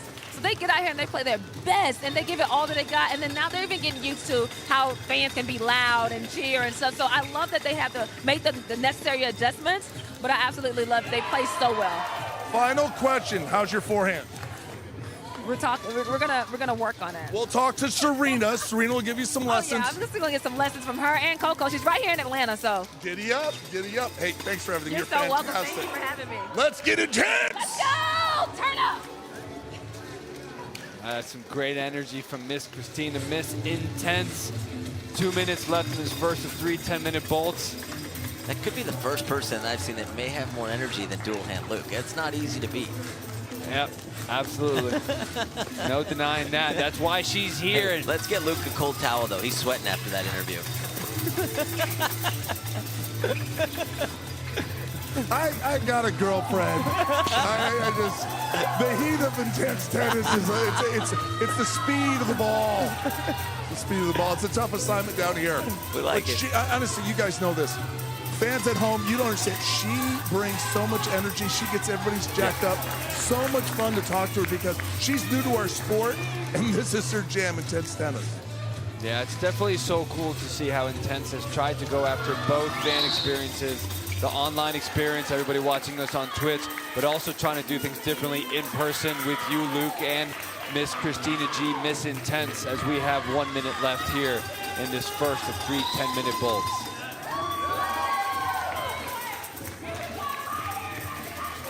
I can hear her yelling on the side right now. It's amazing. Giving Nori that little extra boost here. Nori looks like he's picking it up. Oh, hello. Oh, wait, but he left his hand. Two-pointer, left his hands. Yeah. Ooh.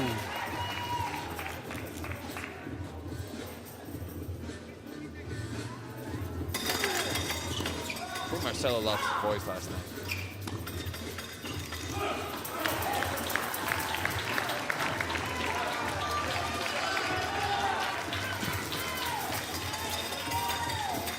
The last point here. He's starting to get a little tired. He's losing his legs on his serve. Come on.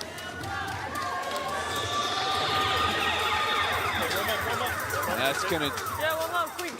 That's gonna do it right there. I gotta go. What a bolt right there, back and forth to get things going. Luke, you got Mr. Smiles himself. Darn right, man. The captain drop shot. The fearless forehand, but look at that smile. Hey, that's $4 grand. That's $4 grand, baby. That's fantastic. And Kevin King is a tough one because you guys don't see serve and volley on the tour anymore. Yeah, it's tough. You know, lefty, serve and volley. The kick is different. It's all that. So I had to come with the same. I had to come with the same mindset, making balls, find my way. Sometimes I was rushing a lot. You know, trying to overthink. But the good thing today is like I'm always going back to. The moment I realized making a lot of mistakes, like, oh, you got to slow it down, make more balls, find your game. It's been going great so far, so I hope it keeps going. So a lot of feedback from the fans watching at home. How do the players deal and watch the clock and the score? Because it does happen so fast. Yeah, it's you get used to it. It's tough at first when we started, but now I'm more used to it. You know, the moment you start, you have a good lead. Most of the players have to like slow down, take your time. Catch your breath, think a little bit clear. That's why it's always having a lead is super solid. But the moment you're down, you kind of rush because you're trying to play catch up. But it's good. So it's good so far, and yeah, we're enjoying it so far. Hopefully it lasts. So forehand winners, baby. Forehand winners. Next bolt coming up. Some big smiles there from Nori, Jesse, as we see Kevin getting some action. And Nori, it was those two the whole time. Yeah, look, he was talking about how difficult it was to play against the lefty serve and volley because, you know, obviously Nori's known for his big forehand and pretty big serve, so I think Kevin King was a good matchup for Coach Marcelo there, but really well done, and Nori really showing off his hands, is able to hit the drop shot, and some energy, Kevin King doing his thing, but this lob topspin winner on the forehand side was a great two-pointer there from Nori.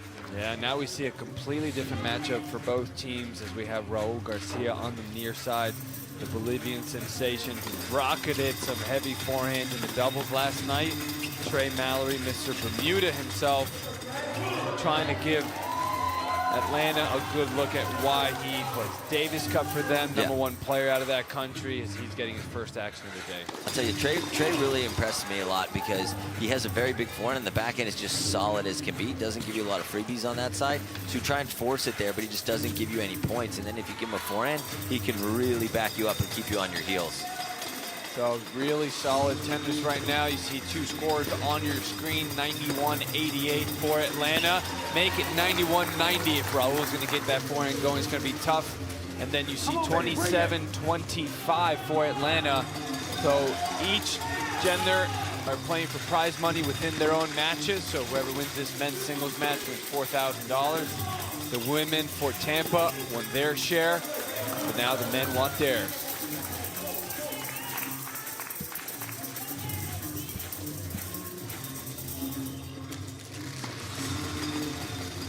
Yep.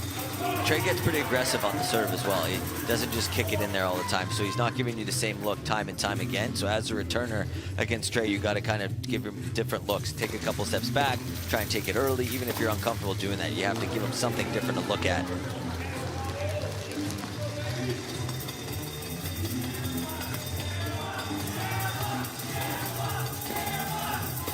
I don't know, Jay, I feel like all I hear is Tampa.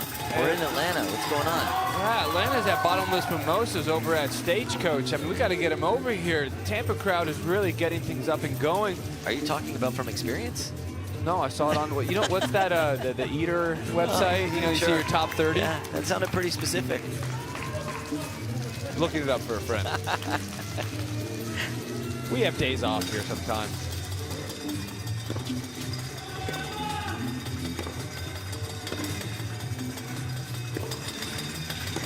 Definitely some steadier tennis. These two players love to work the point a little bit more. You're going to see less points played here in this bowl with these two. Yeah. They're both going to take a couple steps back, really want to win points with their forehand. They're going to be aggressive, but they're going to be pretty far back behind the baseline. So a little tougher to do some damage from that far back.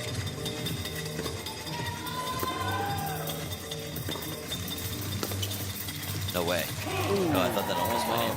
That would have been a crazy angle there from Earl. 7 minutes left in this second of 3 10-minute bolts. For those of you that are new to this, so are many. 10-minute segment is a bolt.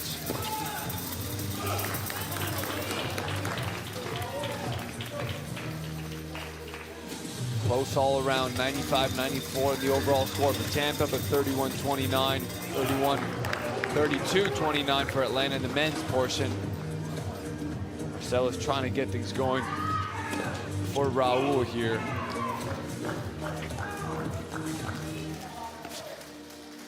I wonder if Atlanta's gonna make a big push with their energy towards the end. They had an incredible night last night. Crowd just really pushing them to a 3-point victory over Jacksonville. They really left it all out on the court. I'm sure a lot of it is energy management today. Well, not just management, but I don't see like a lull in energy, but it's definitely not the same level as last night. And we talked about that earlier. I feel like it's hard to kind of bring that same kind of energy after a win like that. It's normal to be a little bit, I shouldn't say let down, just be a little bit gassed or not have that sort of energy again. It's going to take something special, maybe a special shot, or just more involvement from Marcelo to kind of get the team rallied up again and get that energy going like they did last night, because I feel like that was extremely helpful. Jesse, you've coached a lot of great players. What do you think comes first, the level or the energy?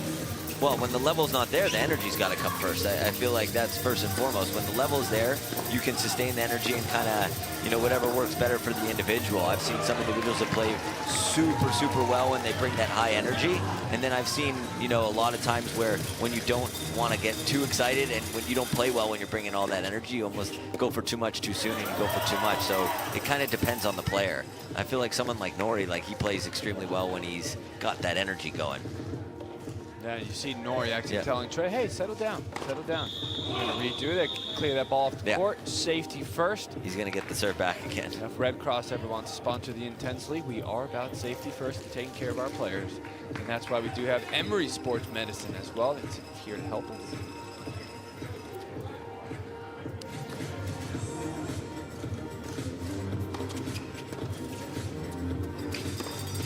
That's so big. Yeah, that's what Trey can do as well. He hits that steady, solid shot, and then all of a sudden he just lets a forehand rip. He's got looking for a ball, get that serve going again. Big two-pointer there. Got a little stoppage right there. Trey's serve was so big that he broke the net there. He had to fix it quickly. I don't think he did that on purpose. 35-34 in the men's portion of this match. Man, we got another close one. Yeah, I felt like it was going to be close right from the start today. It just, again, you watch both coaches kind of coaching right now. It's not the energy level they want, but they're calm, collected, and they are focused. They're dialed in now. Okay. See this beautiful serve straight into the middle of the net. Like that's what I like. I guess if you're going to do it, might as well break something. Yeah, he definitely hit it hard enough. Give me everything that you got, and I'll take you out. Okay, this all like this. Take a format, quick we don't look have the luxury at to, Mr. like, Bolivia do it himself, okay? former If number I need one to ranked play junior, 1 minute, multiple 1 minute out, 1 minute. ITF So, like, titles, if you tell me, senior Marcelo, year, I'm gonna give you for 2 minutes 15-4 everything I got, record sounds we'll like have it in. Then me at the ACC, you know, Cop. 2008. Hey, give yourself a pat on the back. I'll give you a pat on the back. There you go, thank you. I do want that massage that you were giving. What's that? That massage you were giving JB last night. That was a good way to relax. How about Raul getting his first ATP point at 16 years old? In his bio, he said, not a big deal. How old were you when you got your first point? 19? I'm sorry, Raul. I think I got you beat. I think maybe I was 16 as well, actually. Yeah, I remember qualifying. Yeah. We both qualified for our first time together in Tampa. Was it in Waco? No, Tampa. No, we both lost first round, but I do remember qualifying. I got my first point in Waco, Texas. I never forget that against Eric Nunez. What's up, Eric? How you doing? Oh, that's a good win. Mine was over a local wild card.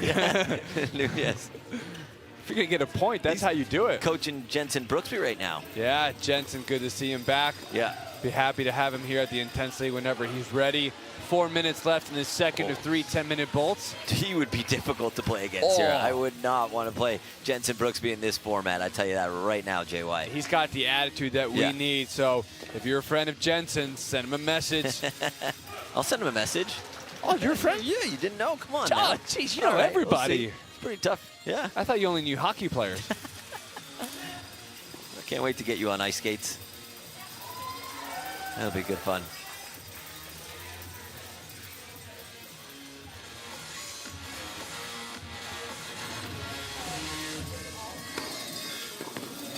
Man, look at the sound off that serve trade.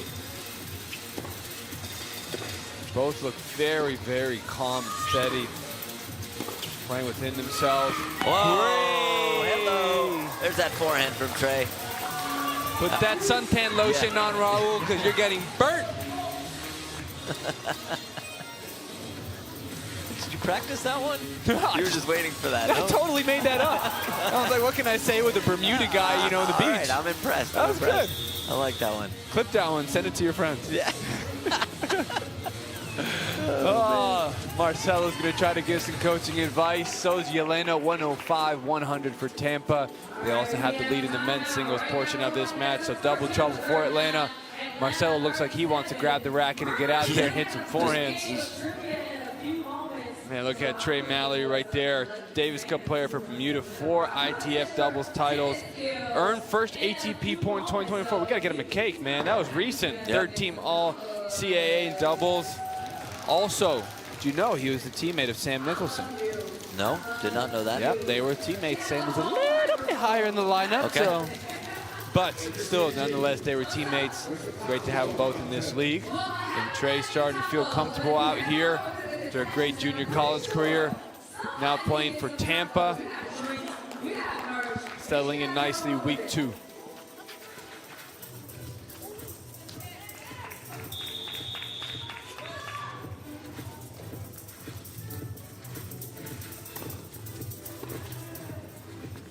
Ooh, yeah.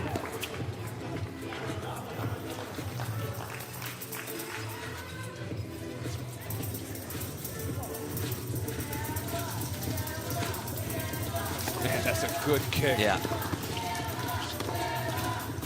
Someone like Raul also, you got to be careful when you're playing him because he hits his forehand better from the backhand side.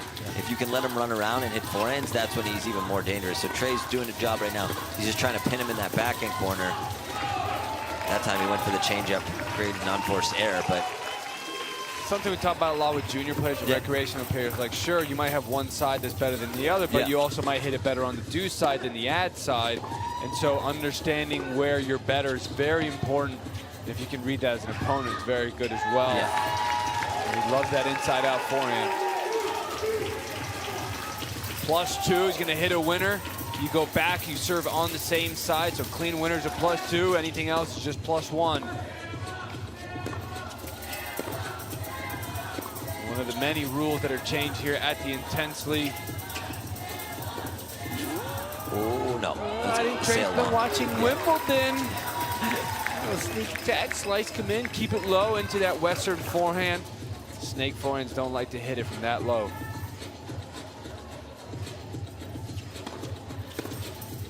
Man, I'm impressed with the amount of pace that Trey's putting on his serve right now. I mean, with the one serve, he's being very aggressive, and he's landing them right now. Coming up to our last minute of the second of 3 10-minute bolts. Trey Mallory on the far side from Tampa. Raul Garcia on the near side. I was about to say Kennesaw State, but not anymore. He's playing for Atlanta. Finished up his 4 years. The screens are yellow, so now the players know as well.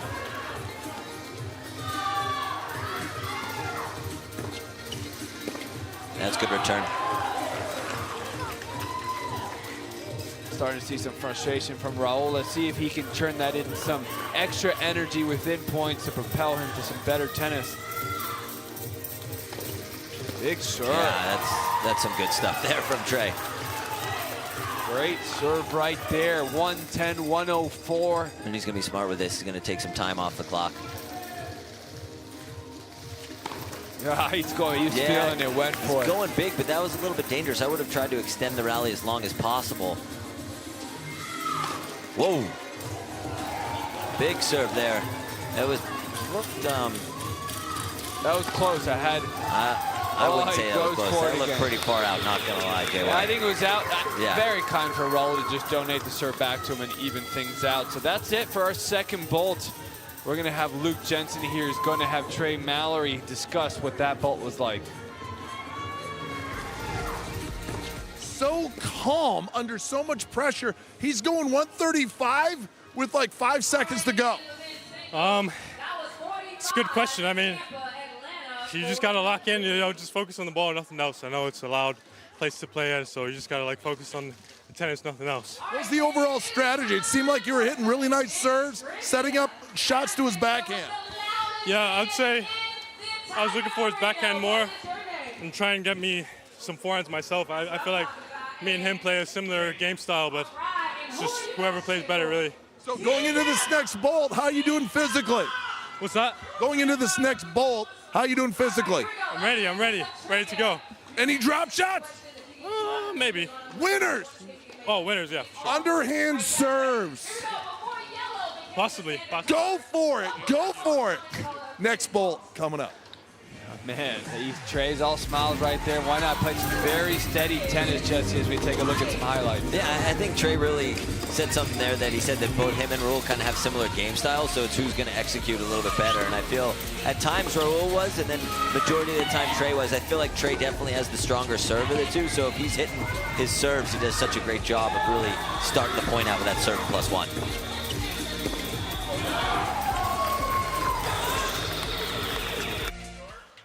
It's time to let the Dobermans out. Oh, yeah. The Dobermans are out. The fans are out Sunday here in Atlanta. The host team here, Atlanta, trying to hold off at Tampa. Both of them with wins yesterday. Coming back here, trying to get one more. Looks like Raul Garcia on the near side for Atlanta is going to stay in, and Nori Smiles on the far side. The captain, Capitan, in right now, trying to see if he can slice and dice Raul up a little bit.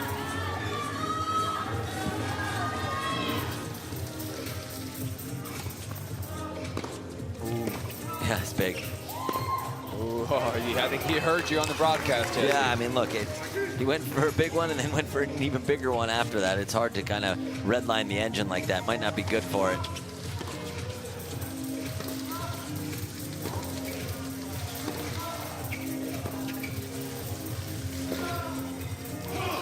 That's where Raul loves to play from that left corner. Finding his forehand, he's going to be disappointed, but he's happy with that structure. Both guys love moving to the left. Drop shot dragon. Oh, that's great good touch. Speed, yeah, actually. good touch from Nori. He's always smiling after every point, win or lose. It's unbelievable. Even after he went on full sprint to that drop shot, he ain't smiling after that one. See if Nori, I want to see Nori get angry and really rip one.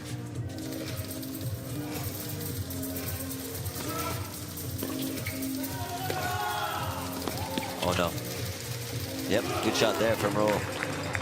So you want to make Nori angry? Yeah. Talk to him about switching his racket once. Oh, yeah? That was not a happy guy. Really? Oh, yeah, he loved that thing. So if you want to press some buttons, tell him that's a terrible racket. Should I yell at him right now? Let's see how he responds. Your racket sucks. Think you should switch to a Technofiber TF40. Oh. He loved that head racket, and he's playing well with it. 114, 111 for Tampa. Nori smiles on the far side for Tampa. Oh, there's a good dropper. Uh-oh. Uh-oh. That's definitely a two-pointer, yeah. Oh, no. That was definitely some whole milk butter on that. Just pushed it a little bit too far.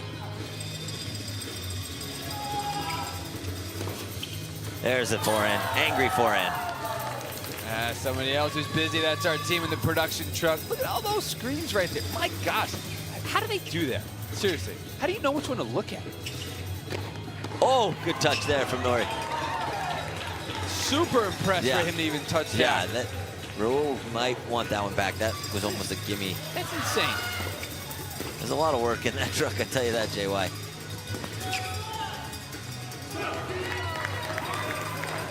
Marcelo's getting a little rowdy right there. Some big round of applause by him as he's trying to push Raul through. They've taken a 52-50 lead in the men's singles portion of the match. Third and final bolt of this men's match. So whoever finishes this portion as the winner takes home $4,000. Oh! That was a nasty faker. I thought he was going to rip that, and then Nori just with the soft hands. Really good stuff there. And that's not easy to hit a drop shot from that high above your shoulders too, right, JY? I would never coach that, but that's why I'm sitting here on the sideline and the players play. Yeah. This is danger zone because Nori's starting to feel it. Yeah, and there's another two-pointer. Yeah, I was going to say, you bring Kevin back in. Yes. Yeah. Yep. Yeah, I sent Marcelo a text. He got it. Kevin King is in. Can't sub yet because he didn't tell them. Doesn't look like he told them. Nori was very kind to let them figure it out. He is one of the He should have served guys. it, man. I don't know what he was doing, but... You can't be smiling all day if you're that mean. I know, but right?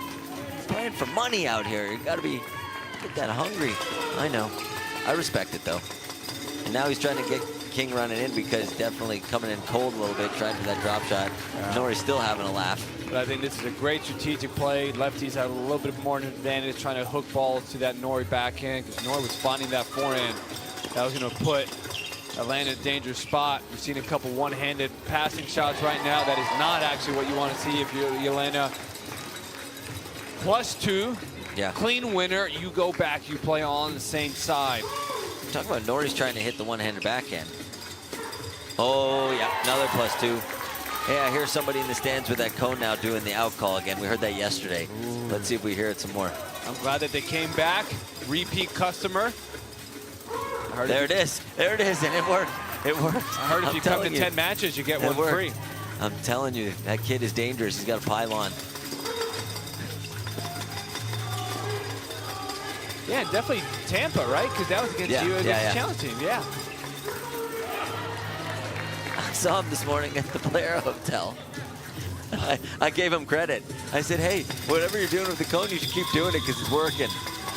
All right, we're going to have a timeout here as Yelena gives Nori a little bit of a break. Marcelo high-fives Kevin towards the sideline. Each team gets 2 timeouts in each match.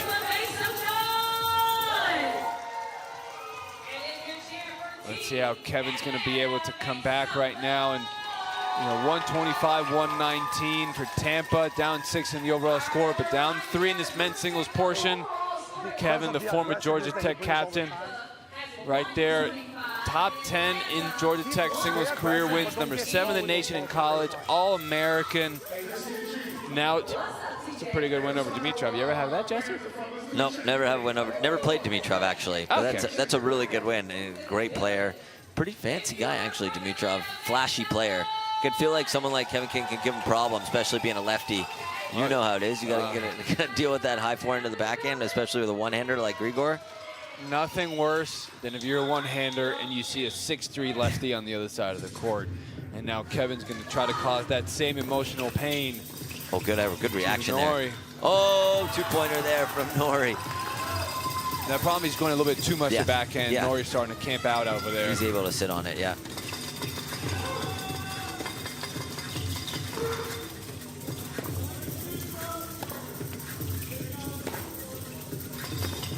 There's that hook forehand to the backhand. Yeah. That's why Marcelo put him in there. Yep.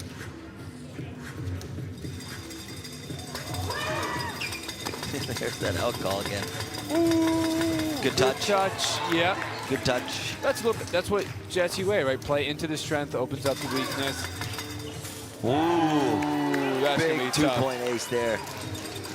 That's tough. Great serve. Don't see many aces. Let's see if we can get a look from our friends over at Bolt 6.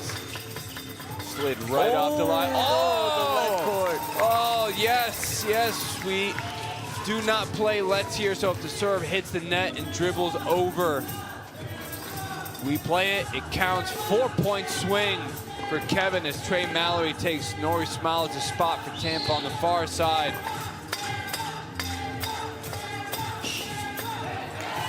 Kings still rolling. They have a lead in the men's portion. $4,000 on the line in these last 3 minutes.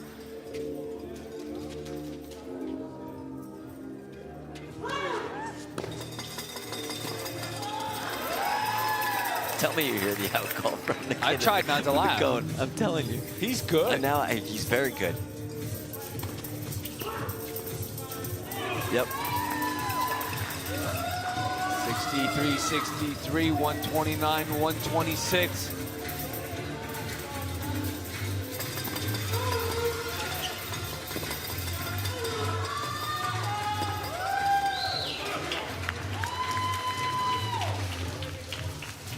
Kevin trying to slow things down a little bit, play steady. 2.5 minutes left. Great body backhand serve, nasty slider. Randy Johnson showing up here at the Intense League.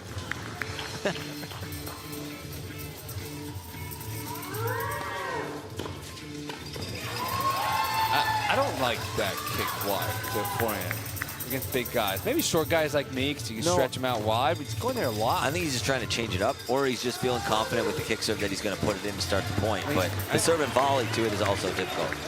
There's our guy.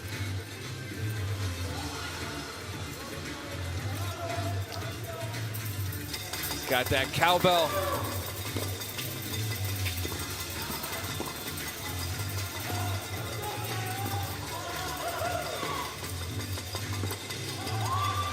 He's trying to go heavy there, the backhand. Thing is, if you're Kevin, you do want to play a little bit more aggressive. You're just kind of rolling it high. Ooh.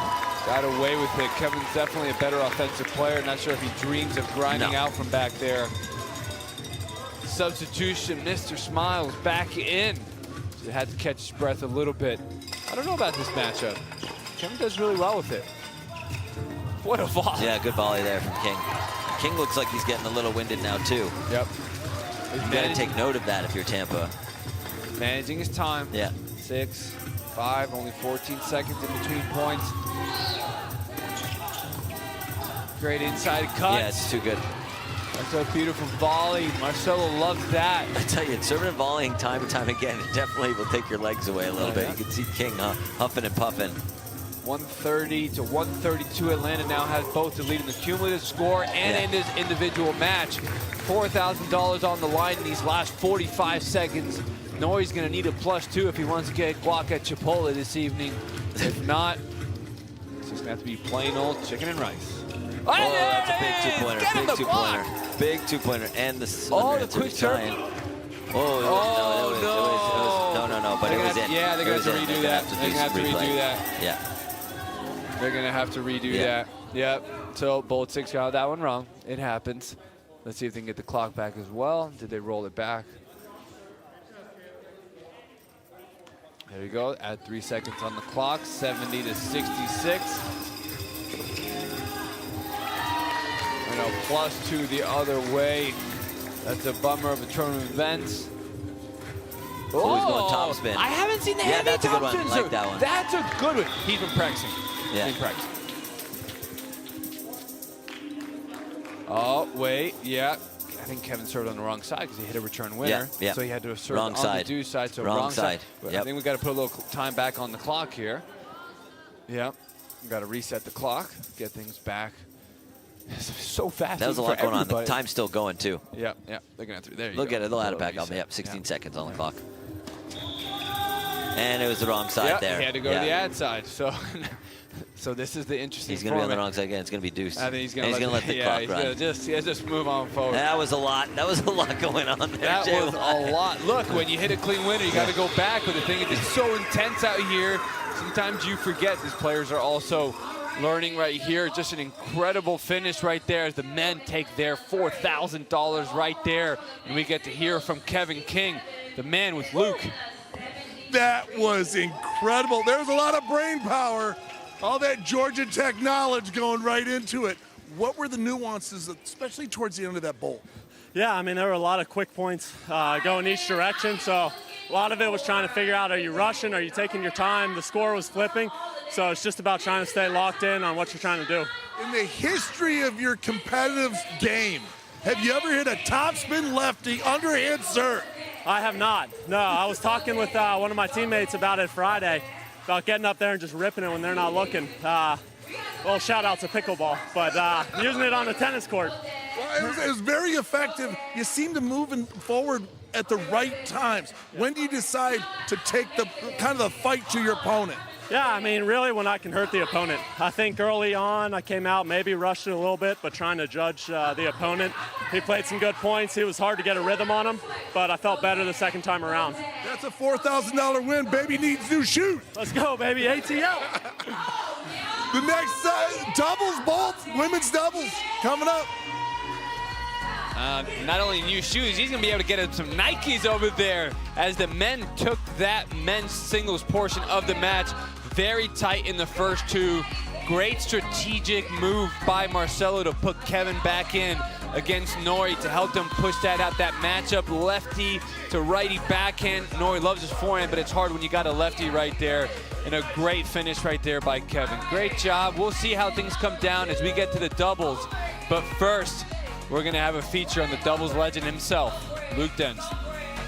I'm Luke Jensen, the former French Open doubles champion. I'm the on-court awesome for Intense Tennis. Let's do this! Tennis has always been viewed, even today, to a point as a country club sport. And Intense, to me, is this way of seeing tennis, but on steroids. When you watch it, you can't stop watching it. So these players are playing for real cash. These players are trying to use this cash to keep their tennis dreams alive. This is real. We're all in this together. We want to see tennis evolve to something great. And Intense is that. Kids want to gravitate to something. Intense hits that nerve. I want the energy. I want something to matter. I want someone on the other side who loses to feel it. Feel it in their gut, feel it in their soul, feel it in their pocketbook. And because it's team, it's even more personal. When you just lose for yourself, okay, you're not responsible for anyone outside of you. But when you lose for your teammates and they're counting on you to win for their dough and their cash, it's a big difference. So today's game needs to be upgraded, and Intense does just that. The format is extremely fun, fast-paced, and the players gravitate to every single point matters. I'm really excited to see the tennis fan that isn't used to cheering this way. When you have that relationship, now it can get pretty personal because you're trying to win a point for a lot of money, and someone in the crowd just throws you off. All of a sudden, the fans feel they're part of the action. We're not saying to be quiet. We're not saying to stay away. We're saying get involved. When you can feel the players playing every point as hard as they can, it is awesome.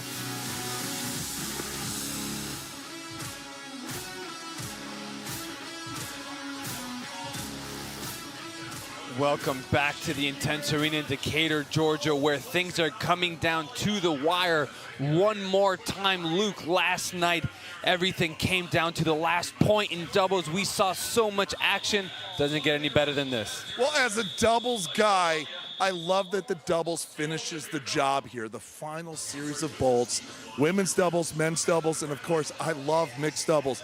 And last night was just why this format is so explosive, so amazing, because all of a sudden we shift to a higher gear. of intensity, focus, and the two-pointer really comes in play because your net player can be poaching and cross and faking and be a real factor around the net. Yeah, you talk about those +2s. How important is that player at the net? Woo! Because you don't want to get tagged, but you have to be disruptive. You got to be a chaos agent up there to make sure that the returner has you all the time. They have to worry about you. They get to take you into account because every swing matters out here. All right, Luke, we'll see how things Why are we unfold. whispering? This is intense. Why are we whispering? We're whispering. Got a coin toss. Sebastian, go.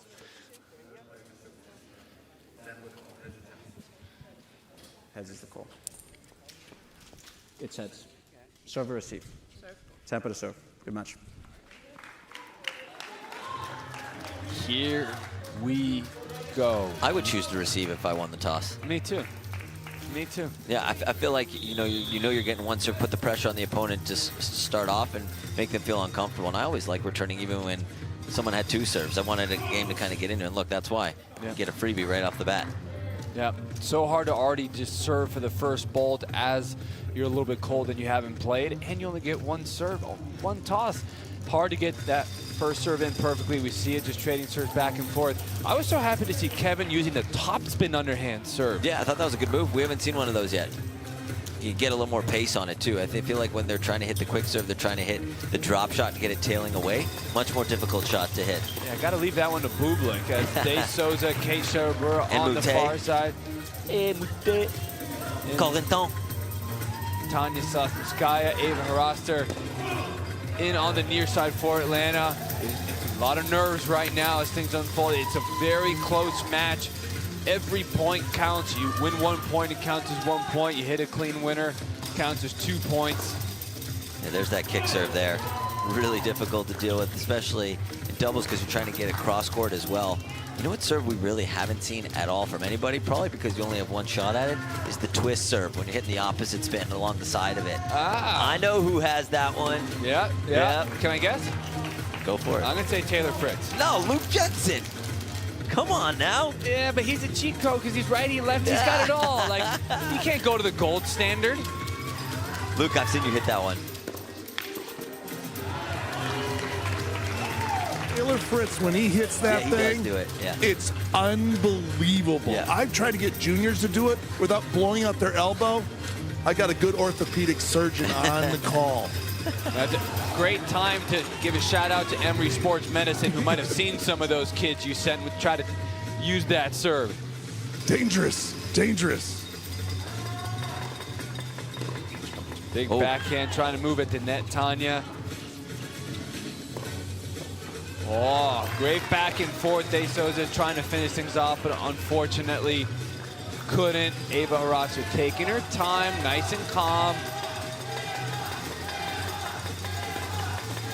Great post, but great hands.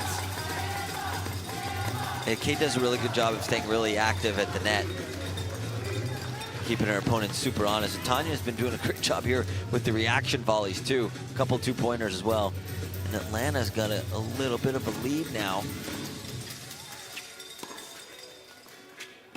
Oh, good touch there from Kate. Great hands. That was out. Oh, that was long. Clean, yeah, great hit. Really wanted that to set up Tanya with a +2, but just missed it. 144 Atlanta on the near side, 137. Tampa's on the far side. Kate Sherbura. Looks like she served to the wrong side. It did say deuce on there, I will tell you that Or did right now. De Souza was supposed to serve? I think De Souza was supposed to serve. A lot of faults tonight. Let's see if they can calm these nerves down. Let's see if we can see the Kevin King serve.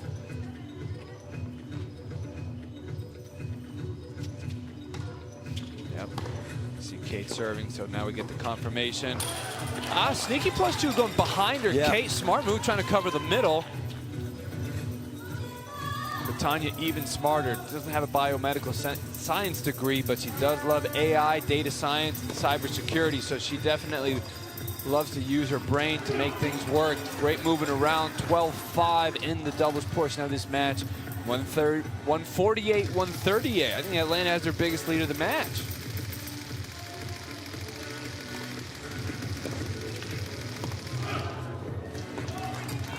And this is where Kate's going to try and press a little bit. She feels like they're behind in this bolt right now, and she's going to do a little bit more than what she's comfortable with. And this is the first time Tampa's really been down all weekend, so we're going to see how they handle that scoreboard pressure. Great move by Tanya. Yeah. Jensen rule would have been 3.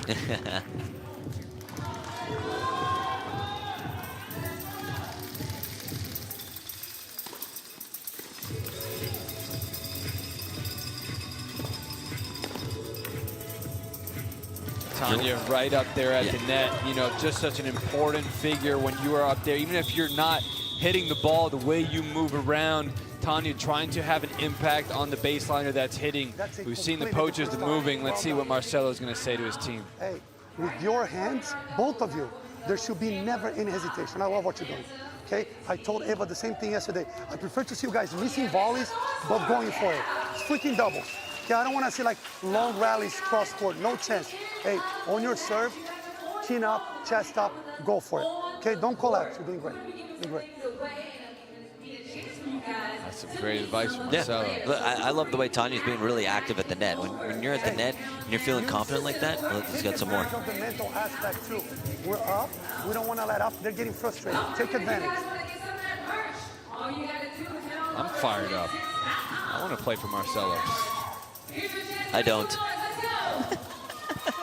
I plan on winning, so I plan on being on his good side. Yeah. If I lose, I quit. I want to beat him. He makes me want to beat him. I think you're going to have to come back and coach the challenge team for another match when they take them on later. Give me a piece at Marcelo. I got him. I want a shot at him. Take him down. 151, 139 the overall portion. 15-6 here in the doubles portion. That was the biggest difference yesterday. We've seen the reverse, right? Kate was so successful with her poaching and moving around. Tanya tried to move at the net, and Ava as well, but they just couldn't find the timing of it. Like right there, Ava just mistimed it. Day sneaks down the line for a +2. It's going to come down to who can move at the net and have the biggest impact. Good hand. Ooh, good shot. Good shot there. And there's a +2 right back. Trading +2s right now. The level's picking up. See Kevin King bouncing his feet around. Men's doubles is coming up next. Got a feeling he's going to be in with how he played last night. Big come on from Day Souza. Day, one of 3 sisters to have received full scholarships in college tennis. Very impressive by the parents to raise successful children like that. They try and make them proud. Mom is here tonight, drove all the way from Chicago. Not a short drive. It's 155, 142 for Atlanta.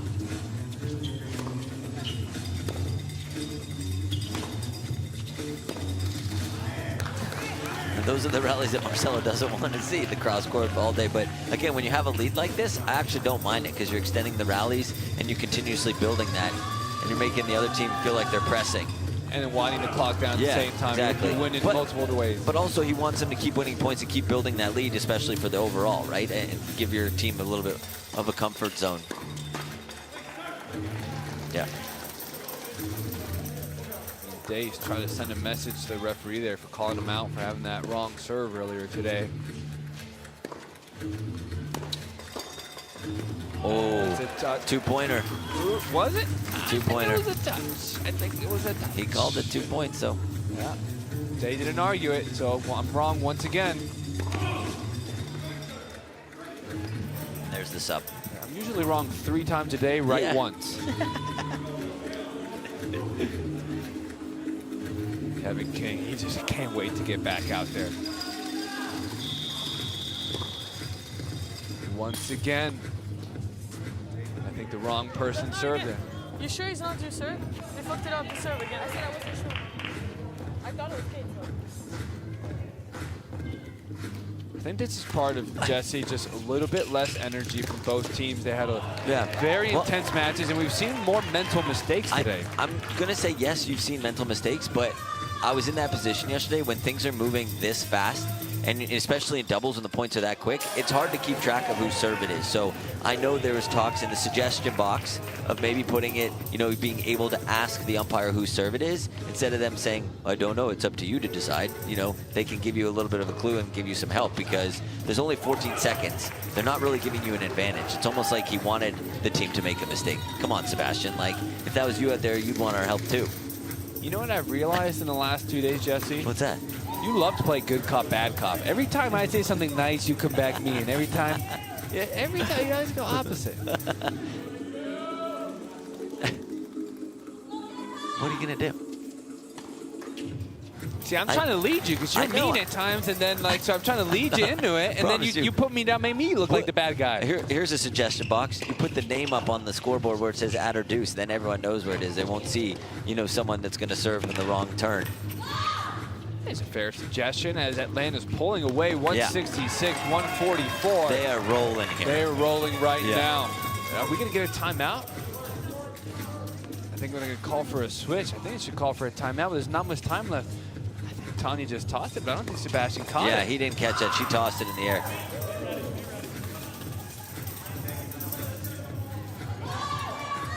Wow, I think Well, karma, they lost the point anyway.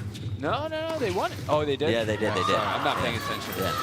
I need Claudio's double espresso. Can you drop one off, my man? I didn't go to banjo this morning. That's a good move. I mean, that's where you want to be if you're Alessandra. Just you got to keep doing a little more, go a little earlier, more committed. 23 seconds left. Wow. It's a big lead now for Atlanta. 32-44. Yeah.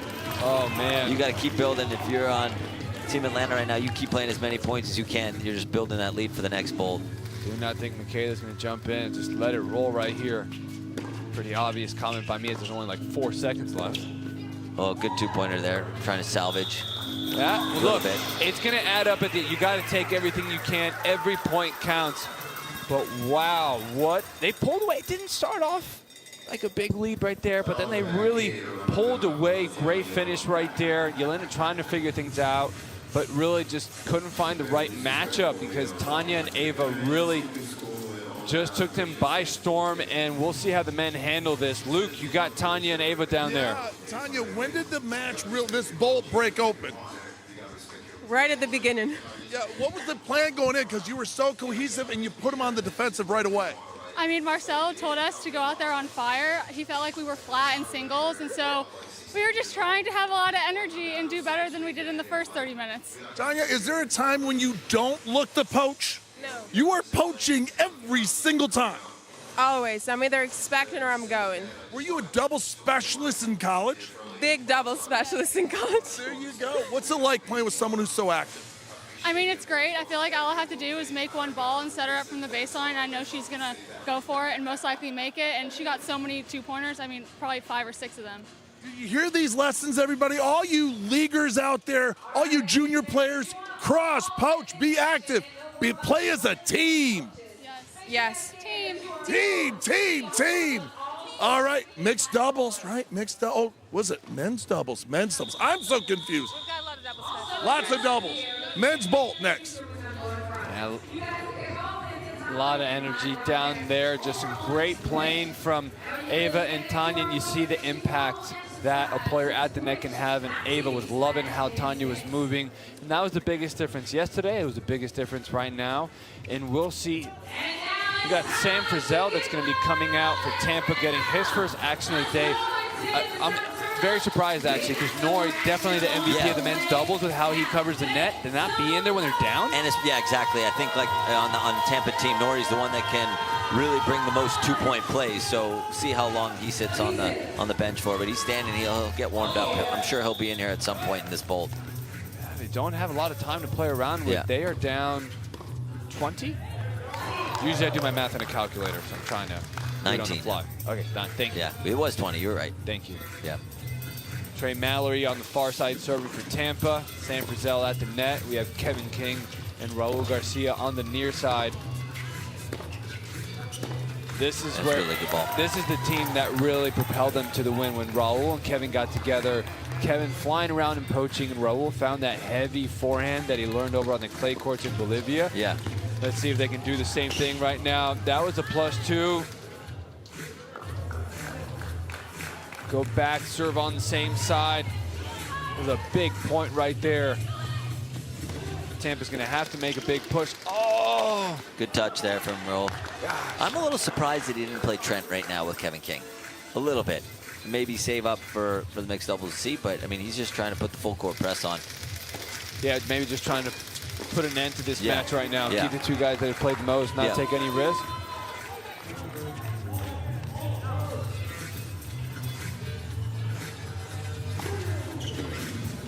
Oh, that's a great move. Smart move. You see your opponent chipping, you go 101% of the time.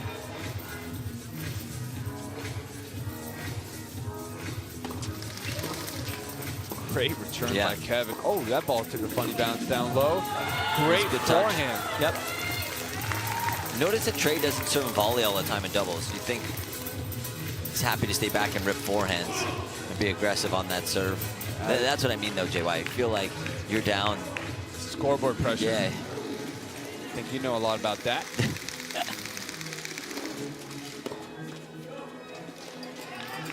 That's a heavy kick. That is tough to handle. When you know you have Kevin at the net flying around ready to poach, that is a nightmare when that ball is kicking up, unless you're Trey Mallory. Maybe it's just because Sam Fazell.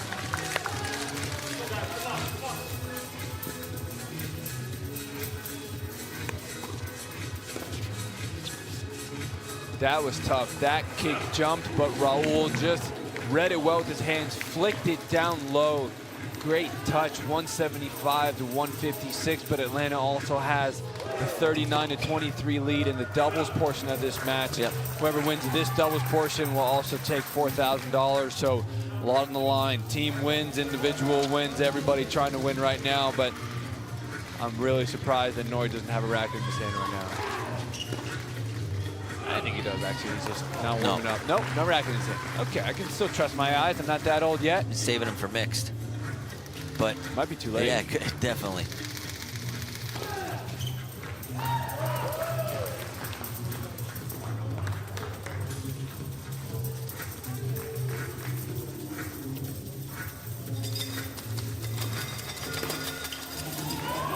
There's Raul giving a shout out to our sponsor Boast in the back right there. Very kind of him, helping us provide with uniforms for the teams. I don't know how many more forehands he's going to say hello to them with.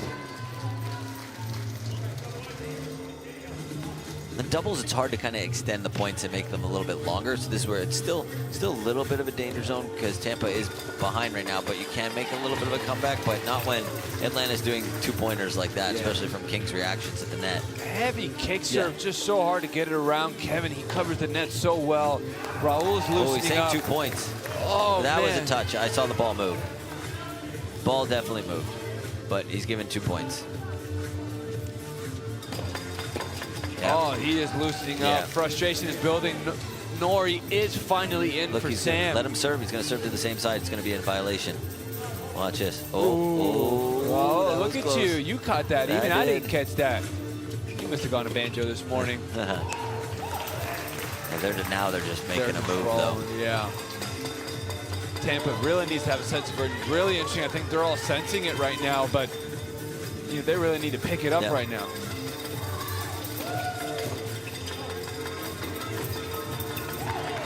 Atlanta on fire right now. Marcelo urging his team. Marcelo's urging his team as if they're the ones that are down about 30. Atlanta at least calls a timeout, but I don't know if she lays into them right now. Come on, we got to pick it up. Don't be Mr. Nice Guy now. I wanted to do it on purpose. Just got to do something, light a fire. We gotta be back, just be aggressive like they do. Like super confident, doesn't matter. We gotta go back now because it's still 15 minutes in total.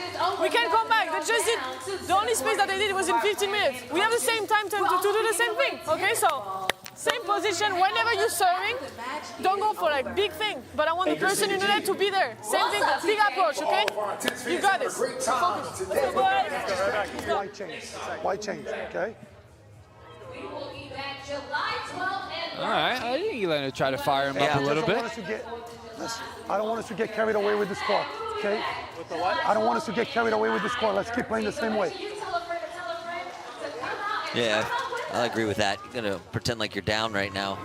Your team Atlanta. Yeah, because Yelena's not wrong. I mean, the same run that Atlanta had, they did it in the same amount of time that is left. So Tampa could do it, but you got Kevin up there. Yeah. That is a server's dream to have a partner moving around like that.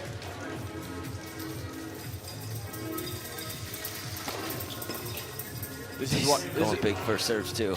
Those are big first serves that he's going for now.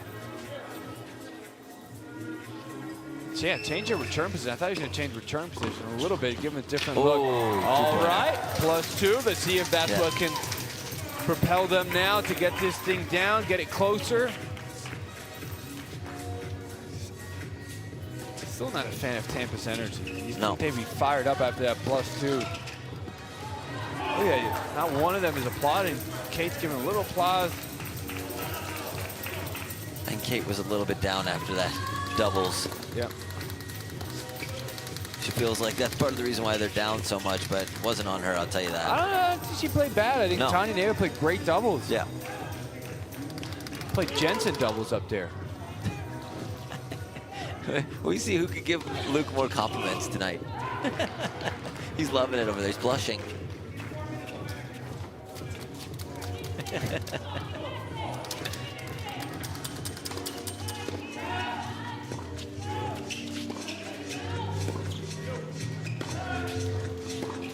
Yep. Good moves. Pretty good Oh, line. just missed it. There you go. That's Sandra giving a big round of applause. Come on, Tampa. I love watching King at the net because when Raul hits a good shot, he does a great job getting really close, like right on top of the net. Good play there from Nori. Nori got a little skin right there on Kevin. Another +2. There you go, Tampa. There we go, fired up. Let's see if they can come back from this deficit. Yeah, it's gonna be. No, good touch, good touch. Good touch. Going to the deuce side. All right. Serve it quick. There's a little bit of a momentum building here for Tampa. He's starting to loosen up that serve. Yep. They're rocking and rolling. They're Still moving 3 minutes fast. left in this. Great good timeout. Yeah. What a move. Just for a bit. No, they did a good job serving. They went body a lot. And that's why I told you, right? I mean, like, yeah, well, because you guys did so amazing, we're still 22. But you saw how, like, 6 points in a row like that? When he said that, I normally like to go around with my forehand. You like to go around? Yeah, I like to go around. I feel like I'm going to hit you something. No. So you go and whip a couple at the net. If you feel like that ball's floating up, go at the line.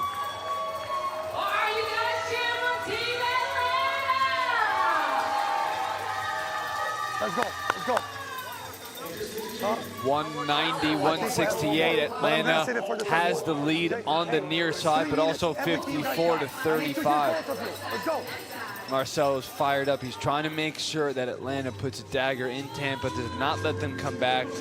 They've won a couple points in a row, 54-35 in the doubles portion. Whoever wins this portion, we are going to have a winner of $4,000. So a lot on the line in both the team match and this doubles portion. And there was the conversation. But Marcelo encouraging him, saying that's the right play.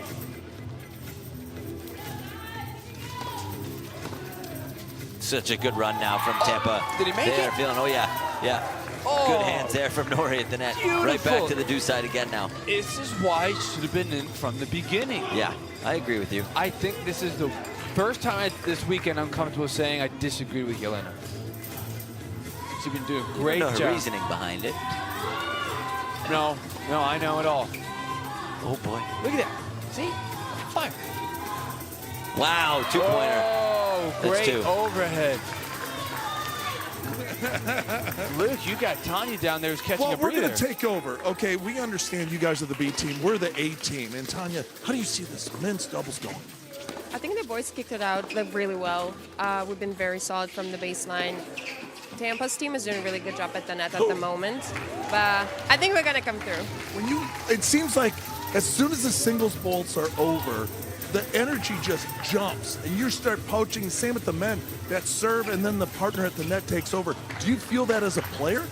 Oh, absolutely. I think even the crowd prefers doubles. I think everybody likes the doubles energy. If you also look at college tennis, the attendance for doubles is a lot higher than for singles. Yeah, and just sharing the court with someone where you're not alone out there, it definitely brings you up. So now you're getting ready to get into the mixed doubles. Does your mindset change from women's doubles to mixed doubles? Just to be a little bit more aware of men's return when I'm up at the net, and also being a lot more aware about my serve because I have a guy who is about to get back at the net. And a lot of the leaguers watching right now, when you play with someone who serves and stays back, or someone like Kevin King, who serves and volleys. Are you asking about me? Yeah.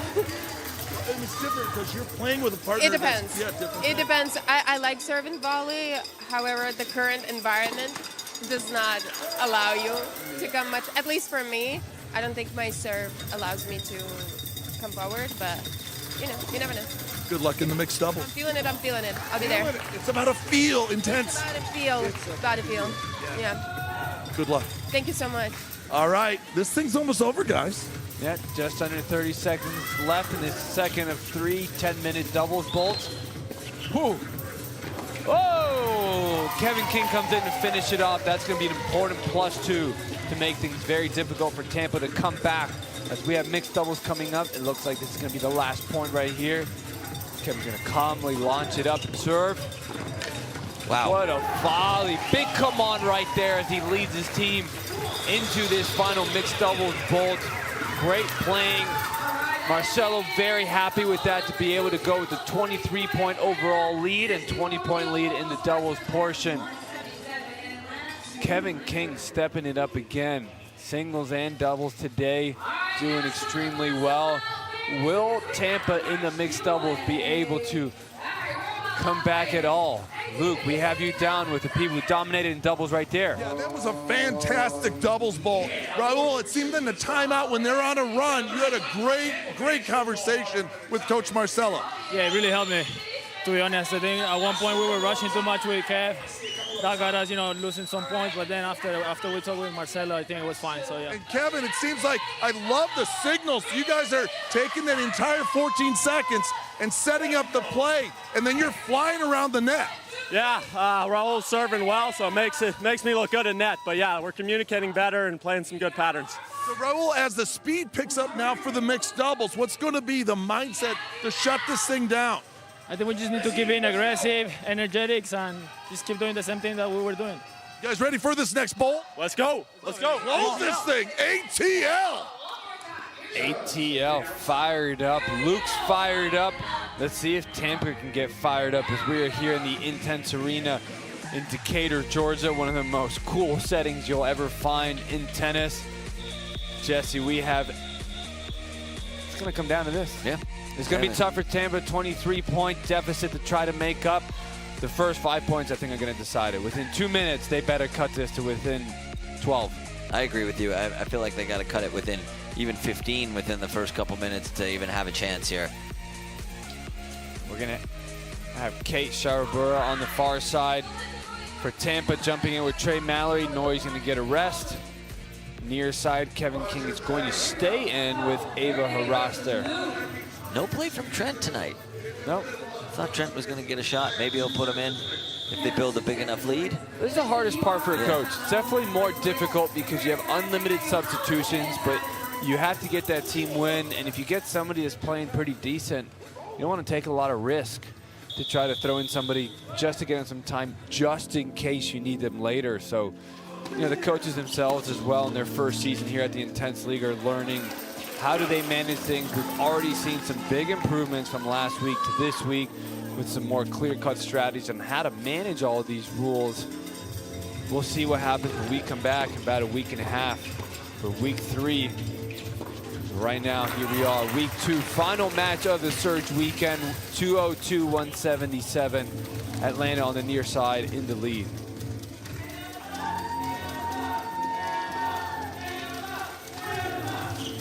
Good serve there from Kevin. Great kick to stretch it out, open up that middle, and Ava gets the +2.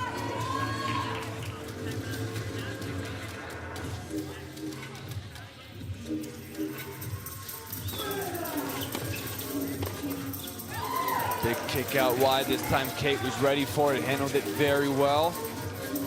Let's see if Trey can build some momentum with his serve. That's tough. Really good return there. Not much you could do there if you're Trey. You could kind of try and hit a lob, but again, you don't want to set yourself up for a +2 against you. Yep.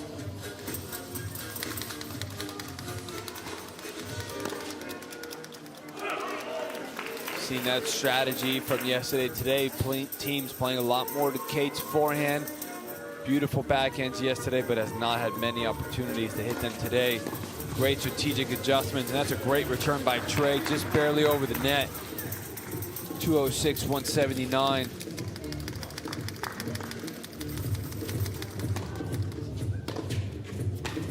Good pickup there. It's going to be long. Yep. Really good pickup there from Kate. Great pickup. She's probably going to continue to serve and volley. She loves to come forward. She's got to be careful with that kick, though. Could sit to the Kevin forehand if she aims to go that way, but tries to go to the backhand. I almost feel like the two-handed backhand from King just so much is a lot more flat, so it's easier for him to kind of handle that kick serve. Doesn't usually flatten out the forehand that much, so maybe go to the forehand. But great serve there. Yeah, you know, been using that kick serve out wide all the time. I think Kate was waiting for it again, but this time Kevin slides it down to the tee. Andy Pettit. You love your baseball references, huh? I know, I haven't watched a game in like 4 years. You're naming some Hall of Famers, some old school pitchers. You said Randy Johnson before, now Andy Pettit. Who else are we going to go with? Kurt Schilling? Pedro Martinez? Should we go back there? Can you name me 3 pitchers that are current pitchers? No, not one. Not one. It was worth a try. Well, those were the glory days for the Marlins. Yeah. So, of course, I was watching. Yeah, and, funny. you know, then when they traded away everybody to the Yankees, it's just like, what's the point of even watching? Do the Marlins even have baseball fans? I mean, look, I've gone to games. The stadium's incredible, but no one goes. I know they have a stadium. The tickets are pretty cheap. You can go for like $5. I'd rather be here watching this. This is way more exciting. I know, it's unbelievable. Yeah. Isn't this... There's another sub right here. Yeah, for those of you that want some tickets, come out for our next matches. Scan that QR code. Got 4 more matches coming up. July 10th starts that challenge series to see if you have a shot at the challenge team. Don't worry, Jesse will not be there. I'm going to be playing, that's why. You heard it. That's right, he will not be coaching, he's going to be playing. Jonathan Stokey will be the coach, so maybe you got a little bit, you know, somebody to lead you the right way there. Well, yeah, I don't want Stokey as leader either. I hope he's listening right now. He's going to be rough. Look, he's like any other coach. As long as you're winning, playing everything's too much good. paddle. He doesn't even play tennis anymore. That's not what we want to hear from our commentator, but that's what we want to see if you're Tampa, though. Come on, can they get back into this? He's even competing in paddle tournaments now. That's why he's an all-star. He's great at everything. He's a good golfer, too. I want to play him on the golf course. Great golfer, great tennis player, great commentator, great YouTuber. We're going to have him here trying to coach the guest team. Actually, the challenge team can be guest coach. That's an interesting serve. Yeah, definitely. I think he's trying to take a page out of Alessandro Crump's book. Maybe serve it so slow that it works. Doesn't like the slow one? No. Oh, good touch there from King. Well, it works so far. Yep. 5 minutes left. Final bolt of the Surge weekend. Atlanta going for win number 2. Tampa trying to finish off on a good note. And Nori looking to the sideline saying, I don't know, man. Yeah, and Marcelo doing a really good job of telling them to take their time, utilize every second off the clock right now. Kevin's just flying around.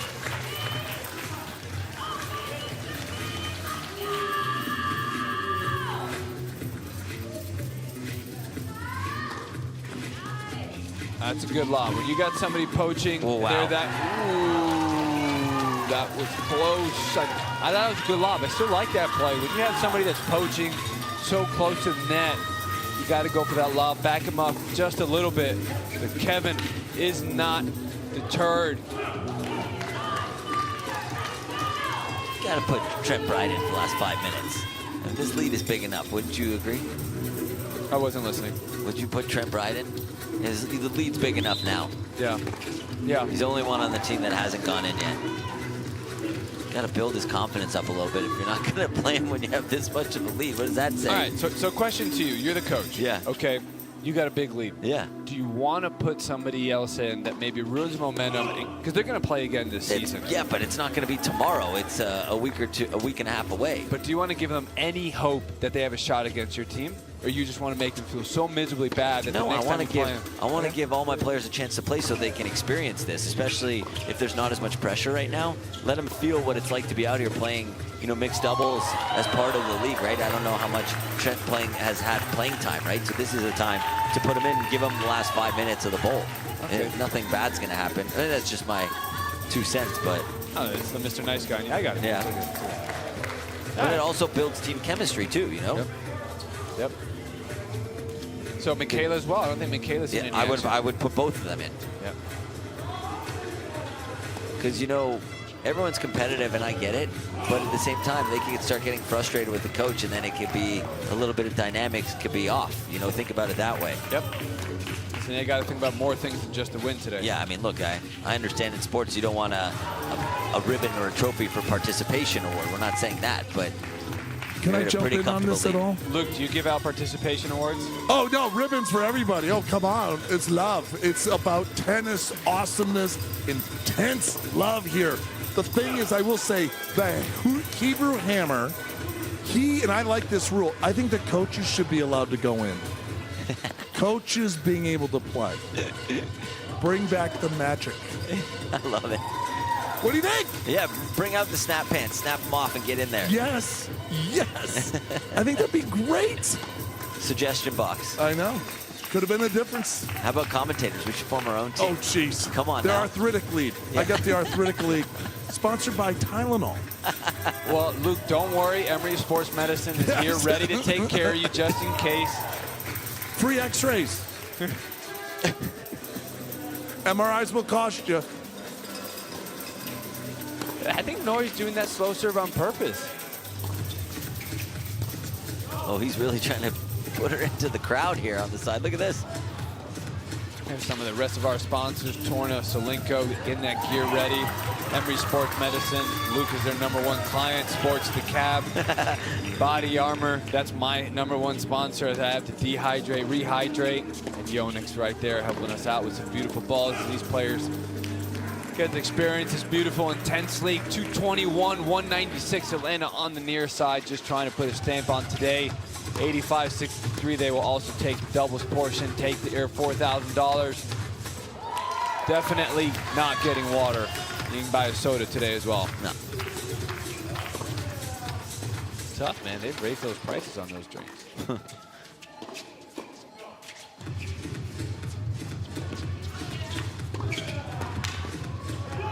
It's been pretty crazy to me because this match was very close until that one bolt where they really pulled away Atlanta.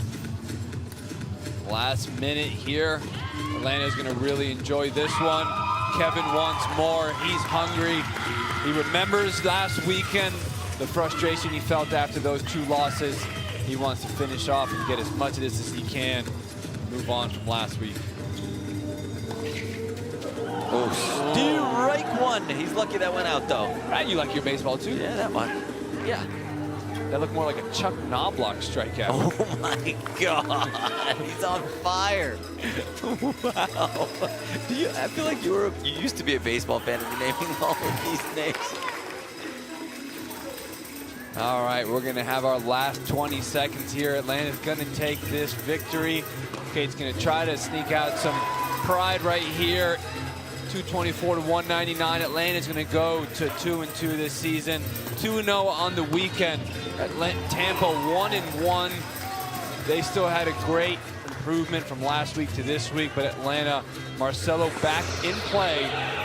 They sneaked that +2 and all smiles from Kevin. What a difference it is to have Marcelo leading this team. Kevin stepped it up. Everybody stepped it up. What a weekend for them. Tampa, look, I mean, again, I don't think anybody played bad on the Atlanta side. That doubles portion right there, Jesse, that really pushed things apart. for Atlanta. Look, the mixed doubles, I mean, you got to feel for Tampa. They definitely were pressing a little more than what they were comfortable with. So when you get behind that much, you're going for shots that you don't want to go for normally, and you end up redlining the engine, and that's when the mistakes start coming in. And you open yourselves up to even more +2s. You got to give credit to Atlanta the way they stayed solid throughout every single bowl in that match. They really pulled away in the women's doubles, and that set them up for the rest of the match. Yeah, just doubles finishing things off one more time. It's nice to see the hugs in between the both teams as no love is lost, that they had a great matchup. But let's talk to the man who's happiest of all, Marcelo with Luke. What a way to come into this after a big match last night. How were you able to motivate your team for today? I told them, because we knew we went to bed late, it was a tough one. It was going to come down to character and resilience. I'm actually not too pleased with the way we play singles. I told them, like, I know they tried, but it just looked a little bit flat. So, like we just talked about it before, doubles, and just said we got 30 minutes of tennis left. 2 on court, let's just bring everything we got and see what comes out. At what point, which bolt did you feel it really broke for you guys and you separated? No doubt the first bolt of doubles. The girls are phenomenal. Yesterday, they looked a little bit flat. We gave away way too many returns, and today they didn't. They made them play and created the gap to allow the boys to come in and even widen it even more. We're listening to your timeouts and where you're encouraging your players in that doubles. Go for it. Even if you miss, be a factor out there. Yeah, well, that's the foundation of doubles, right? Like, I know that our format can get people sometimes to freak out and panic, but I know the quality of my players, and I know if they keep pressing on, even if they're making mistakes, for me, it always comes down to the right decisions. If you're making mistakes, but making the right decisions, it's going to work out sooner or later. What are your thoughts on intense tennis? I mean, you're built for this, your team's built for this. They've got the right players here in ATL. I mean, it's definitely a revolution. I mean, this is revolutionary, it's exciting. It gets everybody going. I think tennis needed it. I love the game that we play, that we coach, but I think it needed a little bit of a kick in the butt to get new fans, people that never even care about tennis that want to come out and watch. There hasn't been one person that I spoke to that watched this format and did not fall in love with it. That's great. Congratulations, you're 2-2. Atlanta, getting hot at the right time. And that was incredible. Luke, give us your thoughts not just on that doubles portion, but on the overall match. Yeah, I just thought that Atlanta looks a little bit more organized with what they want to do. Last night, they changed different formations. We saw 2 back on serves, 1 up, 1 back, all these different things. And I think Coach Marcelo found the right combination with Tanya flying all over the court, right? Using that awareness to poach and move, and it just separated. And all of a sudden, you could see, one team's lifting and the other team's falling.